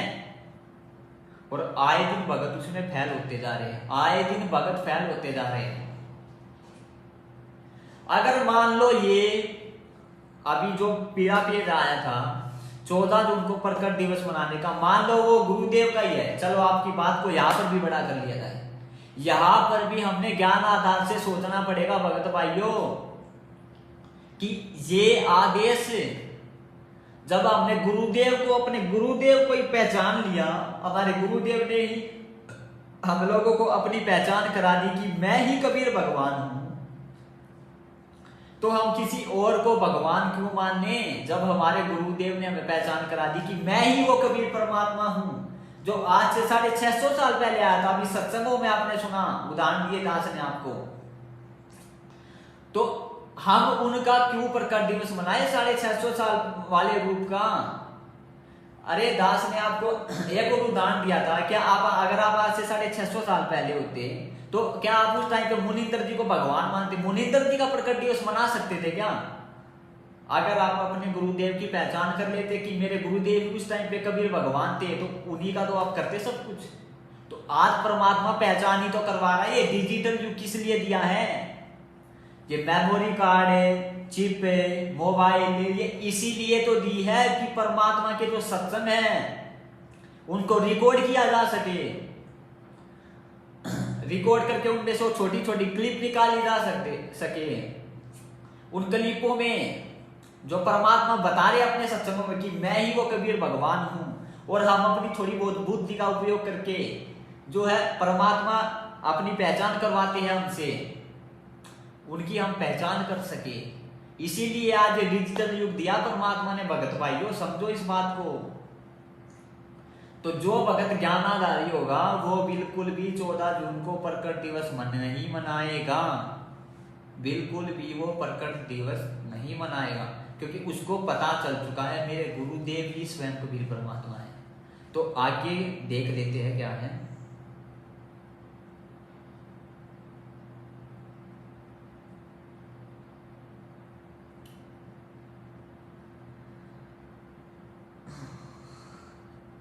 अब कुछ भगत भाइयों को ये शंका होगी, अब यहाँ पर जो है कुछ भगत भाइयों को ये शंका आएगी कि गुरुदेव जो है अपने आप को वो तो मानुष बोलते हैं। अब उनकी शंका का भी यहाँ पर निवारण किया जाएगा आगे। उससे पहले एक प्रमाण देख लिया जाएगा कि 13वें पंथ में, आज जो है इस 12वें पंथ में कौन आएगा, कौन होगा वो जो हमें ज्ञान देगा, कौन होगा जो हमें जो अपनी शरण में लेगा। तब जल है पंथ निशान, मेरा वास्तविक यथार्थ मेरा पंथ 5505 कलयुग बीतने के बाद स्टार्ट होगा।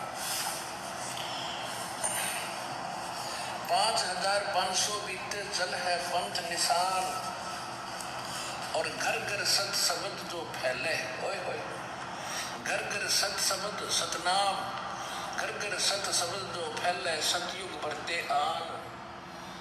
अभी आगे का वीडियो ध्यान से सुनना आप, उसके बाद में आपको बताया, आपको बिल्कुल क्लियर हो जाएगा कौन आज धरती पर प्रकट है।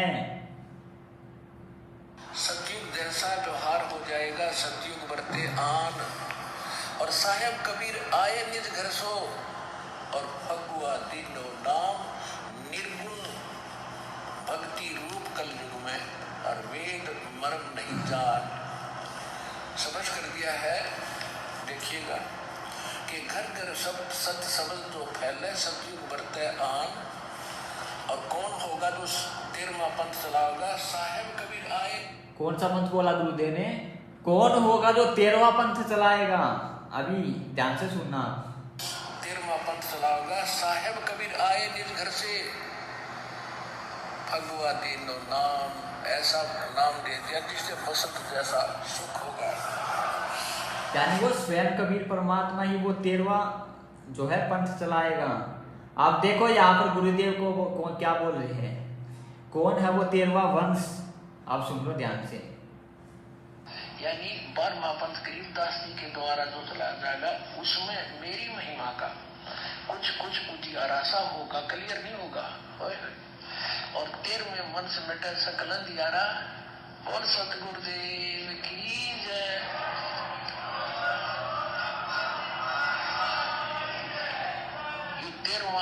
ये दास है जो आपके सामने बैठा है। भाई बच्चों, आप कद पहचानोगे?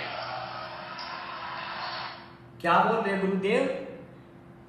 यो 13वां वंश ये दास है बच्चों, आप कब पहचानोगे?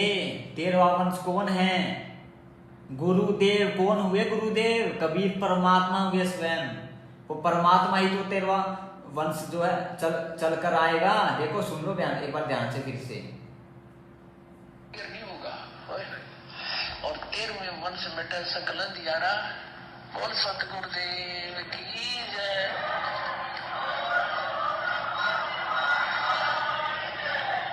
ये 13वां वंश ये दास है जो आपके सामने बैठा है। भाई बच्चों, आप कद पहचानोगे? अब यहाँ पर ध्यान देने वाली बात है, गुरुदेव यहाँ पर क्या बोल रहे हैं? जो 13वां वंश ये दास है बच्चों, आप कब पहचानोगे? ये बात ध्यान देने वाली है बहुत। मतलब अब तक हमने अपने गुरुदेव को पहचाना ही नहीं। ये 2013 का या 14 का सत्संग है और गुरुदेव बोल रहे हैं कि ये 13वां वंश ये दास है बच्चों। 13वां वंश कौन चलाएगा? कबीर भगवान। और 13वां वंश ये दास है बच्चों, आप कब पहचानोगे? यानी अब तक हमने गुरुदेव को, अपने कबीर भगवान को पहचाना ही तो नहीं है कौन है हमारे गुरुदेव। तभी तो गुरुदेव को ये बोलने की नौबत आई कि आप कब पहचानोगे मुझे। बड़े दुखी होकर दुख के साथ परमात्मा बोल रहे हैं, तो 13वां वंश के दास है बच्चों, आप कब पहचानोगे? परमात्मा संकेत कर रहे हैं, मैं कौन हूं पहचानो मुझे, मानुस मत मानो। मेरे को छोड़ के उस डांडी मूछ वाली फोटो को भगवान मत मानो। मेरा जन्मदिन और बोध दिवस मना के उसका प्रकट दिवस मत मनाओ। यहीं पे रिजेक्ट हो जाओगे। परमात्मा का सीधा सीधा संकेत है। तो आगे देख लेते हैं भगत भाइयों में।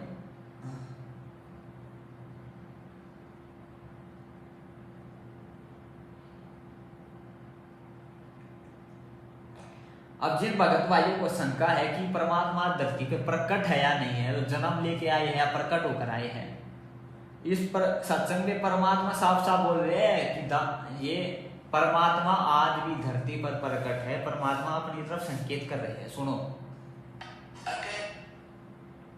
नाम कहा नहीं जाए, इसको बोलना नहीं है, इसको बोल के जाप नहीं करना, स्वर्ग से जाप करना है। ये बोल के सुना दिया, लेकिन इसका जाप बोल कर नहीं होगा। इसलिए अकह कहा है।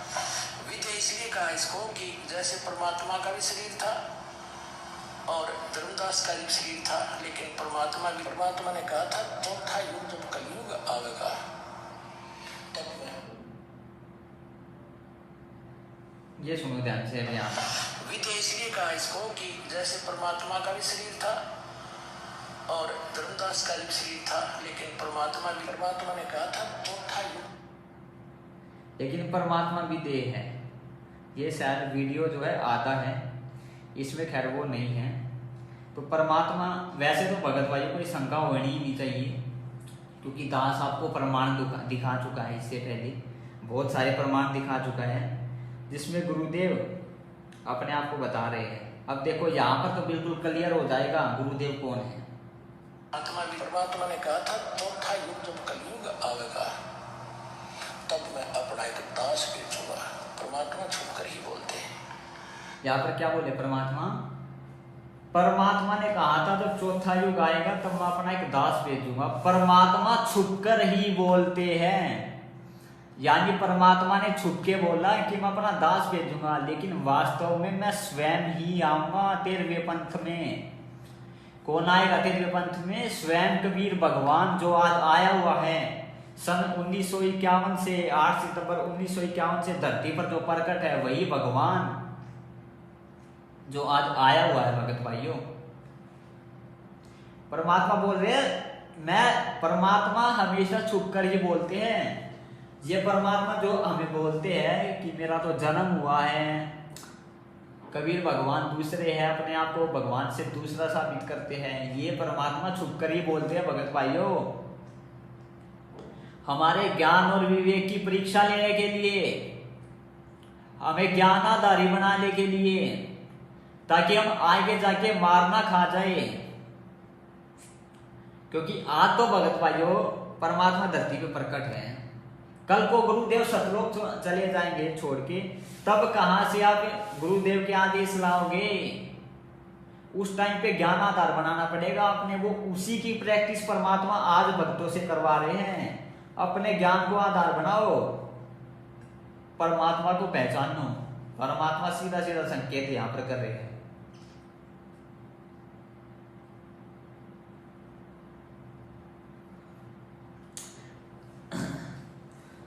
अब जो भगत भाई बोलते हैं कि भाई संत रामपाल जी भगवान ने, अगर वो कबीर परमात्मा है, उन्होंने तो बच्चे पैदा भी किए, उन्होंने तो शादी भी की है, तो भगवान कैसे हो सकते हैं? तो उनको यहाँ पर दास गरीब दास जी का उदाहरण देना चाहेगा। जो उनको यहाँ पर जो है गरीब दास जी का दास उदाहरण देना चाहेगा। परमात्मा क्या बोलते कि गरीबदास जी जो है वहां पर कौन सी माई थी वो पता नहीं, उनसे जन्म हुआ। गुरुदेव बोलते हैं ना, उनको 10 वर्ष की उम्र में जो है कबीर भगवान मिले, लेकिन वो स्वयं ही कबीर परमात्मा थे। वो शुरुआत से ही प्रकट होकर आए थे, वो माँ के गर्भ से जन्म लेकर नहीं आए थे। परमात्मा हमेशा अपने आप को छुपाकर ही बोलता है, क्योंकि परमात्मा कभी भी नहीं कहेगा कि मैं ही भगवान हूं। सुनो देखो गरीबदास जी के बारे में। गरीबदास जी कि कबीर साहब मां का पैदा नहीं हुई थी और ना हम गर्भ में आए भाई, शब्द स्वरूपी रूप हम, लेकिन बंदी छोड़ गई। क्या बोल रहे हैं यहाँ पे गुरुदेव?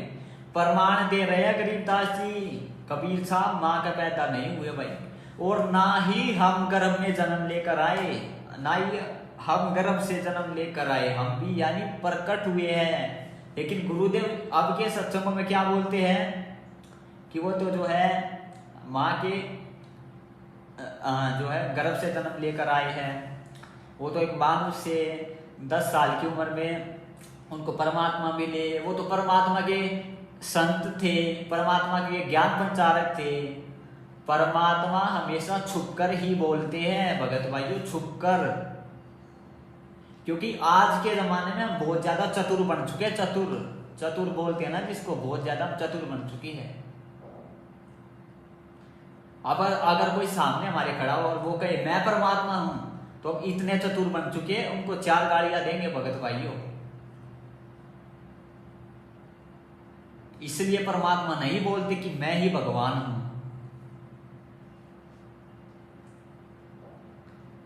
परमात्मा बोलते ना चातुर प्राणी चोर है, मुगत मधुर है ठोर, ऐसे करके कुछ वाणियां मालिक की। तो अगला उदाहरण देखिए, परमात्मा यहाँ पर क्या बोल रहे हैं। गरीबदास जी ने पूर्ण परमात्मा होते भी शादी भी की और बच्चे भी उत्पन्न किए। देखो सुन लो।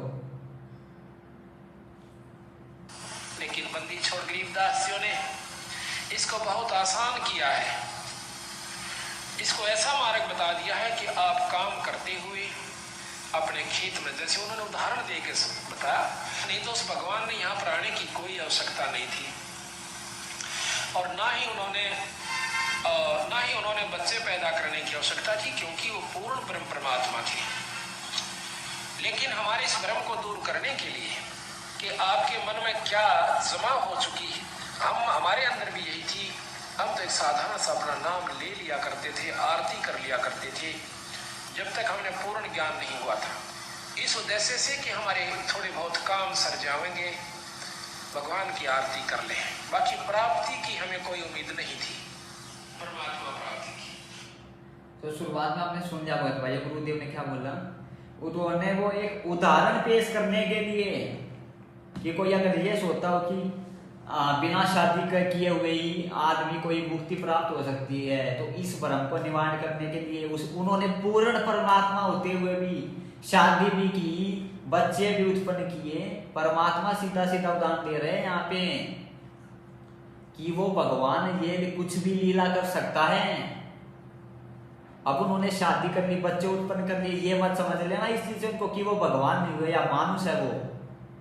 वो परमात्मा कुछ भी लीला कर सकता है भगत भाइयों,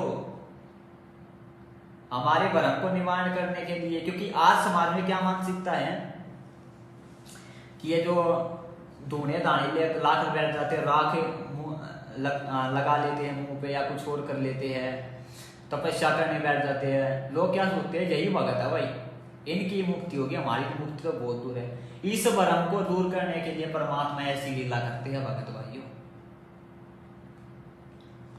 तो पहचानो गुरुदेव को, गुरुदेव कौन है। उस डांडी ब्रूस वाली काल्पनिक फोटो का प्रकट दिवस मनाने की गलती ना करो अब की बार।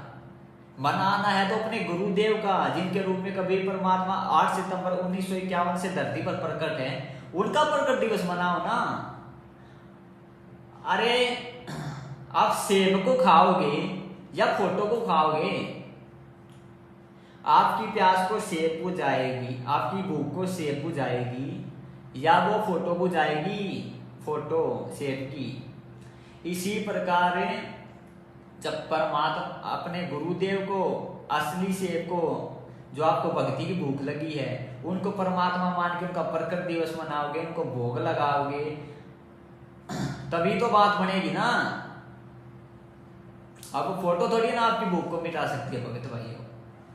ये तो एक अनपढ़ आदमी भी जो है इस बात को तो विचार कर सकता है, इस बात पे तो बस आज का हमारा जो था विषय यही था भगत भाइयों।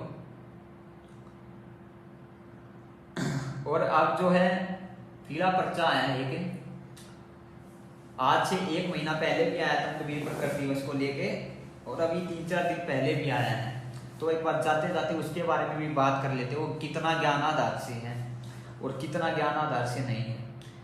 दास जो है आप लोगों को पढ़ के सुना देता है और बता देता है ज्ञानाधार से कितनी उसमें बातें लिखी हुई है और कितने नहीं है।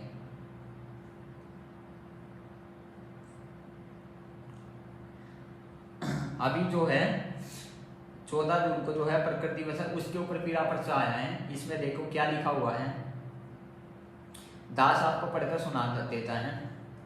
19 तारीख को आया पीला पर्चा, 1 हफ्ता पहले। सर्व संगत और सभी कोऑर्डिनेटर भक्तों से प्रार्थना है, सतगुरुदेव जी का आदेश आया है कि गुरु जी के नीचे लिखे आदेश का सख्ती से पालन करना है। ठीक है भाई, सख्ती से पालन करना है। आगे क्या लिखा है, सतगुरुदेव जी की कृपया एवं आदेश अनुसार रोहतक सिंहपुरा आश्रम, भिवानी आश्रम, कुरुक्षेत्र आश्रम, मुंडका आश्रम दिल्ली, धुरी आश्रम पंजाब, शामली आश्रम यूपी, सोजत आश्रम राजस्थान, इंदौर आश्रम मध्य प्रदेश व खमानो आश्रम पंजाब में परमेश्वर कबीर जी के प्रकट दिवस पर परमेश्वर की अमर वाणी का अखंड पाठ 12/6/2022 यानी 12 जून से लेकर 14 जून तक होगा। वही ये लोग गलती कर रहे हैं भगत भाइयों, और वही आपसे भी करवा रहे हैं। जैसा कि दास ने आपको उदाहरण दिया भगत भाइयों, ये परीक्षा का समय है। आज से 650 साल पहले परीक्षा हुई थी, तो डेफिनेटली 110% आज भी परीक्षा होगी भक्तों की, और वो परीक्षा चल रही है। गुरुदेव जेल में बैठ के हमारी परीक्षा ही ले रहे हैं। गुरुदेव जेल जाते वक्त पता आपको क्या बोल के गए थे? गुरुदेव जेल जाते वक्त बोल के गए थे कि मैं जेल में बैठ के इनकी रहनी करनी को ही देखूंगा। आप ज्ञान तो दे दिया जितना देना था, मैं जेल में बैठ के इनकी रहनी करनी को ही देखूंगा कि ये मेरे ज्ञान को कितना आधार बनाते हैं, कितना नहीं बनाते हैं। तो दास ने अगर आपके बात को बढ़ा करके अगर मान लिया जाए गुरु जी का आदेश है, ये पीड़ा पर्चा जो आया है, तो आपने ज्ञान को आधार बनाना होगा, क्योंकि ये परीक्षा का समय है। परमात्मा परीक्षा ले रहे हैं सबकी बैठ के। जब आपको पता चल गया आपके गुरुदेव भगवान हैं, वो एक काल्पनिक फोटो है, वो आपको त्रिकुटी पे रिजेक्ट करा देगी, भक्ति मार्ग से दूर करवा देगी, तो आप भूल कर भी सौवन में भी उसका प्रकट दिवस नहीं मनाओगे भगत भाइयों, नहीं मनाओगे। एक ज्ञानाधारी जो भगत होगा और जो भेड़चाल में चल रहा होगा वो मनाएगा। अब देखो भेड़चाल का दास आपको एक उदाहरण देता है, ठीक है। गुरुदेव ने क्या बताया, आज से 650 साल पहले 64 लाख फैल हुए। गुरुदेव उस चौराहे से जब उस गणिका बहन के साथ में बैठ कर हाथ में गंगा जल की बोतल लेकर हाथी पर बैठकर जा रहे थे। तो ये तो है उस चौराहे पे उस बाजार में 64 लाख शीशे थे। क्या एक चौराहे बाजार में 64 लाख शीशे हो सकते हैं? 64 लाख आदमी, मतलब गुरुदेव ने बताया उस टाइम पे तो पूरी दुनिया में पता नहीं कहाँ के लोगों को परमात्मा ने नाम दिया था, लेकिन फैल कितने हुए? वो पूरी दुनिया में जितने भी जब सिर्फ जिनको भी नाम दिया था वो सब फैल हुए। कैसे फैल हुए? वहां पे सब तो मौजूद नहीं थे 64 के 64 लाख, वहां पर कुछ भगत मौजूद होंगे, 1000 मान लो, 2000 जितने भी होंगे, ठीक है। अब फैल कैसे हुए? सब एक दूसरे की सुन के, एक दूसरे की देखा देखी में ही तो फैल हुए थे। एक भगत ने दूसरे को बताया, दूसरे ने तीसरे को बताया, तीसरे ने चौथे को बताया, पांचवें ने छठे को, ऐसे ही फैलते फैलते फैलते फैलते एक दूसरे की सुनते सुनते सुनते सुनते 64 लाख फैल हो गए कि देख भाई गुरुजी तो वो कर रहे थे, गुरुजी का तो ये कर रहे थे, गुरुजी तो ऐसे है। ठीक इसी प्रकार है आप सतलोक आश्रम मैनेजमेंट, आपके जो नामधाम संचालक है, आपके जो जिला कोऑर्डिनेटर है, आपके जो सोशल मीडिया वाले को संभालने वाले एडमिन हैं, आपके जो स्टेट कोऑर्डिनेटर हैं, आप उनकी मान के वही गलती कर रहे हो 650 साल पहले वाली। यानी देखा देखी में भक्ति जिसको बोलते हैं, सीधा सीधा बोला जाए तो आज भी आप देखा देखी में ही भक्ति में लगे हुए हो 650 साल पहले की तरह। उस टाइम पे भी भगत ऐसे ही देखा देखी में लगे हुए थे। एक दूसरे की सुन के हमने अपने परमात्मा में दोष निकाल दिया और परमात्मा से दूर हो गए। ठीक इसी प्रकार आज हम परमात्मा से दूर हो जाएंगे अगर एक दूसरे की सुन के चलेंगे। तो अब आपके नामधाम संचालक ने, आपके कोऑर्डिनेटर ने आपको बोल दिया कि गुरुजी का प्रकट दिवस का आदेश आया है, मना ले, वो तो मना लेगा अगर मंद बुद्धि होगा। तो अगर 650 साल पहले की तरह भेड़चाल होगा तो गुरुजी ने क्यों सत्संग सुनाए? गुरुजी ने सत्संग इसलिए सुनाए कि हम वो गलतियां आज ना करें जो हमने 650 साल पहले की थी। पहली गलती गुरुदेव को मानुष मानना, दूसरी गलती भेड़चाल में चलना, एक दूसरे की सुनना, एक दूसरे की जो है बिना जो है बुद्धि का इस्तेमाल करने मानना, बुद्धि का इस्तेमाल किए बिना यानी बिना ज्ञान आधार के मानना एक दूसरे की। तो आज वही हो रहा है। संगति ये विचार नहीं कर रही हमारे गुरुदेव कौन है। गुरुदेव बोल रहे कि ये काल्पनिक फोटो है। अरे गुरुदेव तो स्वयं ही कबीर परमात्मा, तो आप किसका प्रकट दिवस मना रहे हो फिर 14 जून को? गुरुदेव तो 8 सितंबर को प्रकट हुए धरती पे, 8 सितंबर 1951 को। तो ये विचार करने वाली बातें हैं। इसका ये क्या राधा से निष्कर्ष निकलता है?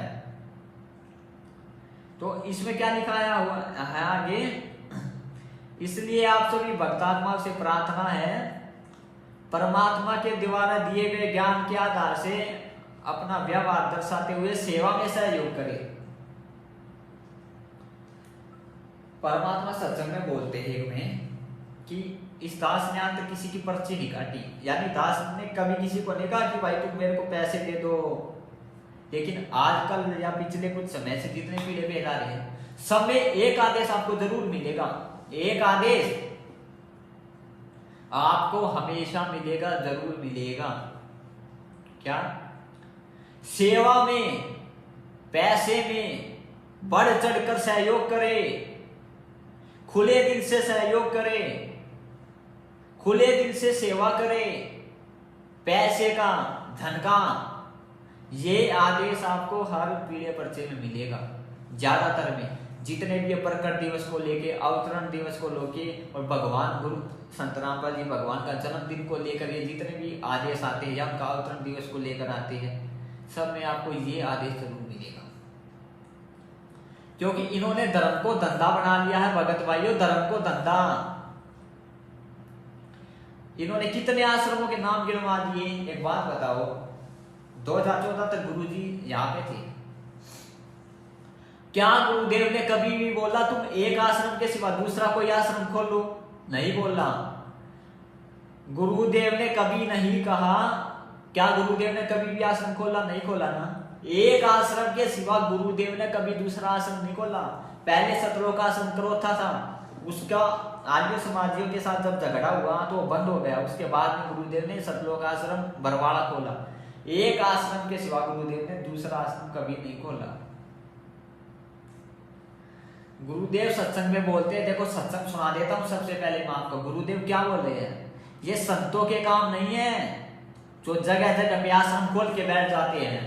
अरे क्या भगवान है अपनी वाणी के खिलाफ चलेगा?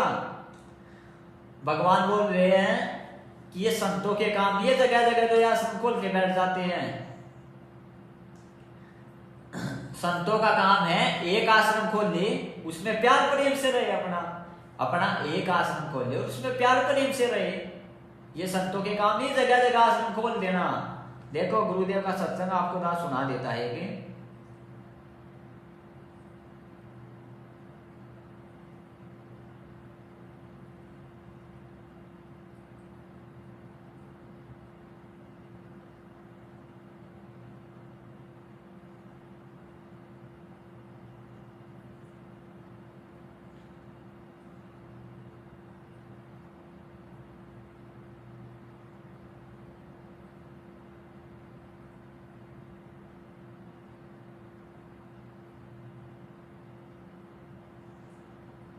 ये देखो सुनो, कबीर साहब कहते हैं, राज्य तजना सहज है, सहज प्रिया काने, मान बढ़ाई ईर्षा, दुर्लभ तजनाई। अरे ये नहीं तजी तो इतना मुक्त नहीं हो सकता करोड़ जन्म भी। प्रभु की प्रेरणा पाकर राज्य भी छोड़ सकता है, अपने प्रिय से प्रिय पत्नी को भी त्याग सकता है। फिर ये राग और द्वेष, मान बढ़ाई ये नहीं छोड़ सकता। जब तक ये नहीं छूटेगी तब तक प्रभु नहीं मिल सकता। मान बढ़ाई से है दूर, आज इसके है सदा हजूर। हमने तो दास और कुत्ता बनकर रहना पड़ेगा प्रभु का।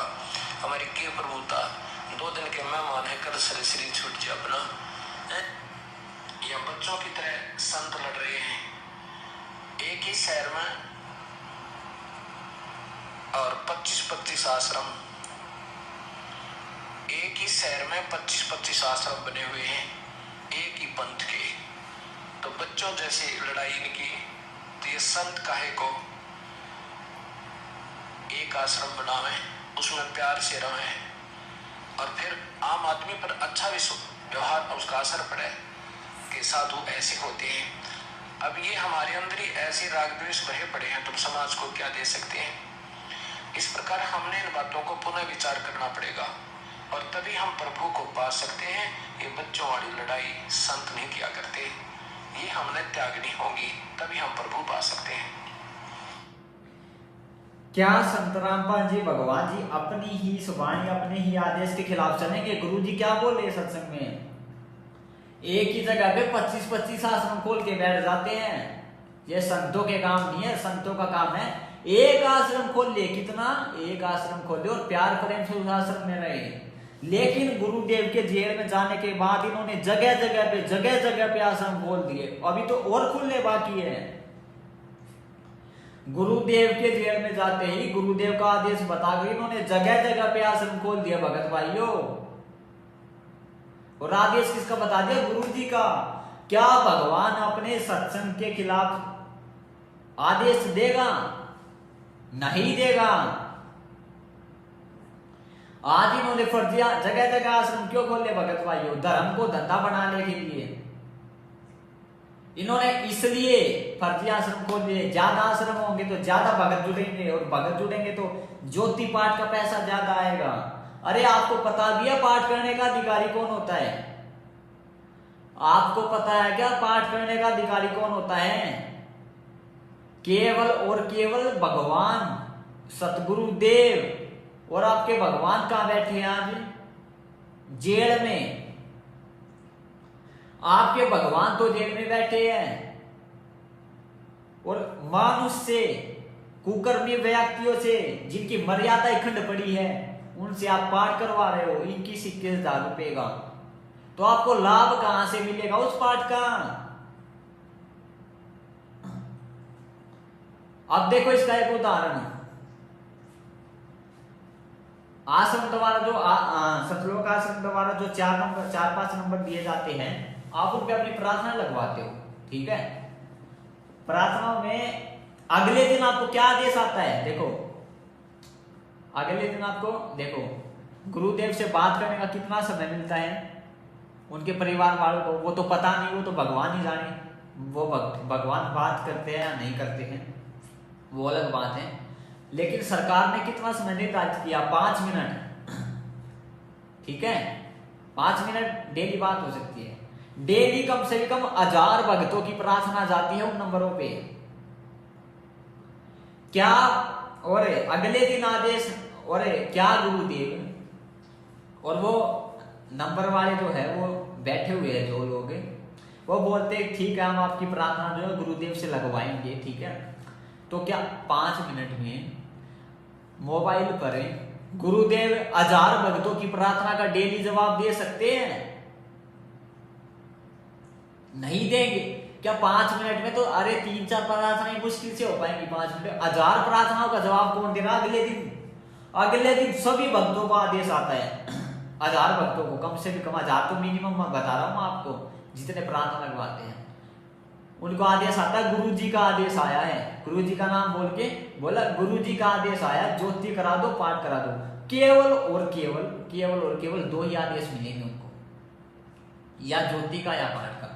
गुरु जी का आदेश आया है, ज्योति बोल दो या पाठ बोल दो, ज्योति करा दो या पाठ करा दो। इस प्रकार से आपको ठगा जा रहा है भगत भाइयों। पाठ जो है गुरुदेव ही करने के अधिकारी, और पाठ करने से पहले गुरुदेव से यानी अपने भगवान से, सतगुरुदेव जी से आज्ञा ली जाती है। क्या कोई हिसार जेल में कोई भगत पाठ करवाने से पहले जा रहा है आज्ञा लेने उनकी? नहीं जा रहा। सब अपने लाभ से पाठ करवा देते हैं, जो कि उनका निष्फल जा रहा है, क्योंकि वो एक मानुष से पाठ करवा रहे हैं जिनको आदेश ही नहीं है। संत रामपाल जी भगवान का आदेश हो तो दिखा दो किसी को। अरे 7-8 साल से सत्सेवक यही तो बोल रहे, सतलोक आश्रम मैनेजमेंट को, आपके नामदान केंद्रों को, संचालकों को, वर्ल्ड कोऑर्डिनेटर, जिला कोऑर्डिनेटर, सेवा प्रभारी जितने भी है, एक भी आदेश दिखा दो गुरु जी का पाठ कराने का, नामदान केंद्र खोलने का। नहीं है, क्योंकि वो गुरु जी का आदेश ही नहीं है भगत भाइयों। धर्म को धंधा बना के गुरु जी के जाने के बाद आपको ठगा जा रहा है। और ये फर्जी आश्रम इसीलिए तो खोले गए हैं। कभी ये गरीबदास जी का बोध दिवस मनाते हैं, कभी ये कबीर जी का प्रकट दिवस मनाते हैं, और जगह जगह पे पाठ, अखंड पाठ करवा रहे। अरे जब सृष्टि अखंड है, जब सृष्टि विनाश में आती तो अखंड पाठ कैसे बोल रहे? तो भगत भाइयों इन बातों पे विचार करो। जगह जगह पे जो आश्रम को ले जा रहे हैं, या ये को ले जा रहे हैं आश्रम और नामदान केंद्र, ये केवल और केवल आपको ठगने के लिए। अब देखो जैसे कबीर प्रकट दिवस आ रहा है, अभी उन्होंने 8 आश्रमों में पाठ बोल दिया भक्तों को ठगने के लिए, ताकि ज्यादा से ज्यादा इनके पास ज्योति का पैसा आए, पाठ का पैसा आए, ज्यादा से ज्यादा लोग इनसे पाठ कराए, ज्योति कराए। और देखो इस पे पीले पर्चे में क्या लिखा हुआ है, आपको दिखा देता हूं मैं एक लाइन। इसमें लिखा हुआ है, कुछ जरूरी बातों का ध्यान रखें। कोई भी भगत आत्मा रुकने का प्रयास ना करे। दूसरा आदेश, कोई भी भगत आत्मा रोजाना आने का प्रयास ना करे। अब ये तो भगत भाइयों, दास को तो यहाँ पर बोलने की जरूरत नहीं पड़नी चाहिए, आपको क्लियर हो जाना चाहिए। क्या वो भगवान ऐसा आदेश दे सकता अपने भक्तों को कि कोई भी भगत रुकने का प्रयास ना करे, कोई भी भगत दोबारा आने का प्रयास ना करे? क्या वो भगवान अपने भक्तों को यह आदेश दे सकता है? आश्रम में थे, आज तक गुरुजी ने कभी ये आदेश दिया? क्या बोलते गुरुजी सत्संग में, बेटा यहाँ पे रहो। अरे गुरुजी तो हमें ये उल्टा बोलते थे कि ज्यादा से ज्यादा यहाँ पे रहो, ज्यादा से ज्यादा सतलोक आश्रम बरवाड़ा में आओ, सत्संग सुनो। क्या कभी गुरुजी ने किसी पे दबाव बनाया सतलोक आश्रम बरवाड़ा में जब गुरुजी थे जाने के लिए? यहाँ पर क्या लिखा रहा है? कोई भी भक्त रुकने का प्रयास ना करे, कोई भी भक्त रोजाना आने का प्रयास ना करे। अरे भगवान तो हमें डांटते थे वहां पे कि इतने जल्दी क्यों जा रहे, अपना सत्संग सुनो, यहाँ पर खीर हलवे बन रहे हो खाओ, परमात्मा का यहाँ पर दरबार लगा है, यहाँ पर रहो। और आज क्या हो रहा भगत भाइयों, भक्तों को भगाया जा रहा है कि अपना ज्योति और पाठ का में पैसा दो और जाओ, अपने घर जाओ, यहाँ पर रुकने का प्रयास ना करो। क्या ये आदेश भगवान का हो सकता है? ये बुद्धि और विवेक की परीक्षा है हमारे भगत भाइयों। अब देखो ना कितने आश्रमों के जो वो नंबर दे दिए हैं और नंबर लगा दिया सबका कि सोनीपत के भक्तों को इस टाइम पे इस आश्रम में जाना है, दिल्ली के भक्तों को इस आश्रम में जाना है, इस दिन जाना है, यूपी के भक्तों को इस आश्रम में इस दिन जाना है, नेपाल के भक्तों को इस आश्रम में इस दिन जाना है। यानी भक्तों का जाने का भी टाइम फिक्स कर दिया। और आगे क्या लिखा है? कृपया निर्धारित समय पर ही आए ताकि जो है व्यवस्था सुचारू रूप से चलती रहे। सभी देखो यहाँ पे क्या लिखा है, सभी भक्तों से प्रार्थना है अपने केवल समय पर ही आए। ये देखो यहाँ पर ये लाइन, ये वाली, सभी भक्तों से प्रार्थना है केवल अपने समय पर ही आए, प्रसाद भंडारा करके तुरंत जाने की कृपया करे ताकि व्यवस्था सुचारू रूप से बनी रहे। तुरंत जाने की कृपया करे। वारे भाई क्या आदेश है, क्या ये गुरु जी का आदेश हो सकता है? ये तो भगत भाइयों आपने बिल्कुल अपने कॉमन सेंस से सोच लेना चाहिए। और अगर आपकी बात को बढ़ाकर कीजिए गुरु जी का भी आदेश माना जाए तो ज्ञान आधार से आपने सोचना पड़ेगा। पहली बात तो आपने जाना ही नहीं है यहाँ पे। अगर आप ज्ञान आधार से अपने गुरुदेव को भगवान मान चुके हो, यहाँ पर वो जाएगा जो अपने गुरुदेव को भगवान नहीं मानता होगा, जो नहीं मानता होगा कि मेरे गुरुदेव भगवान है, और जो मानता गुरुदेव मेरे भगवान है वो यहाँ पर तो जाएगा ही नहीं।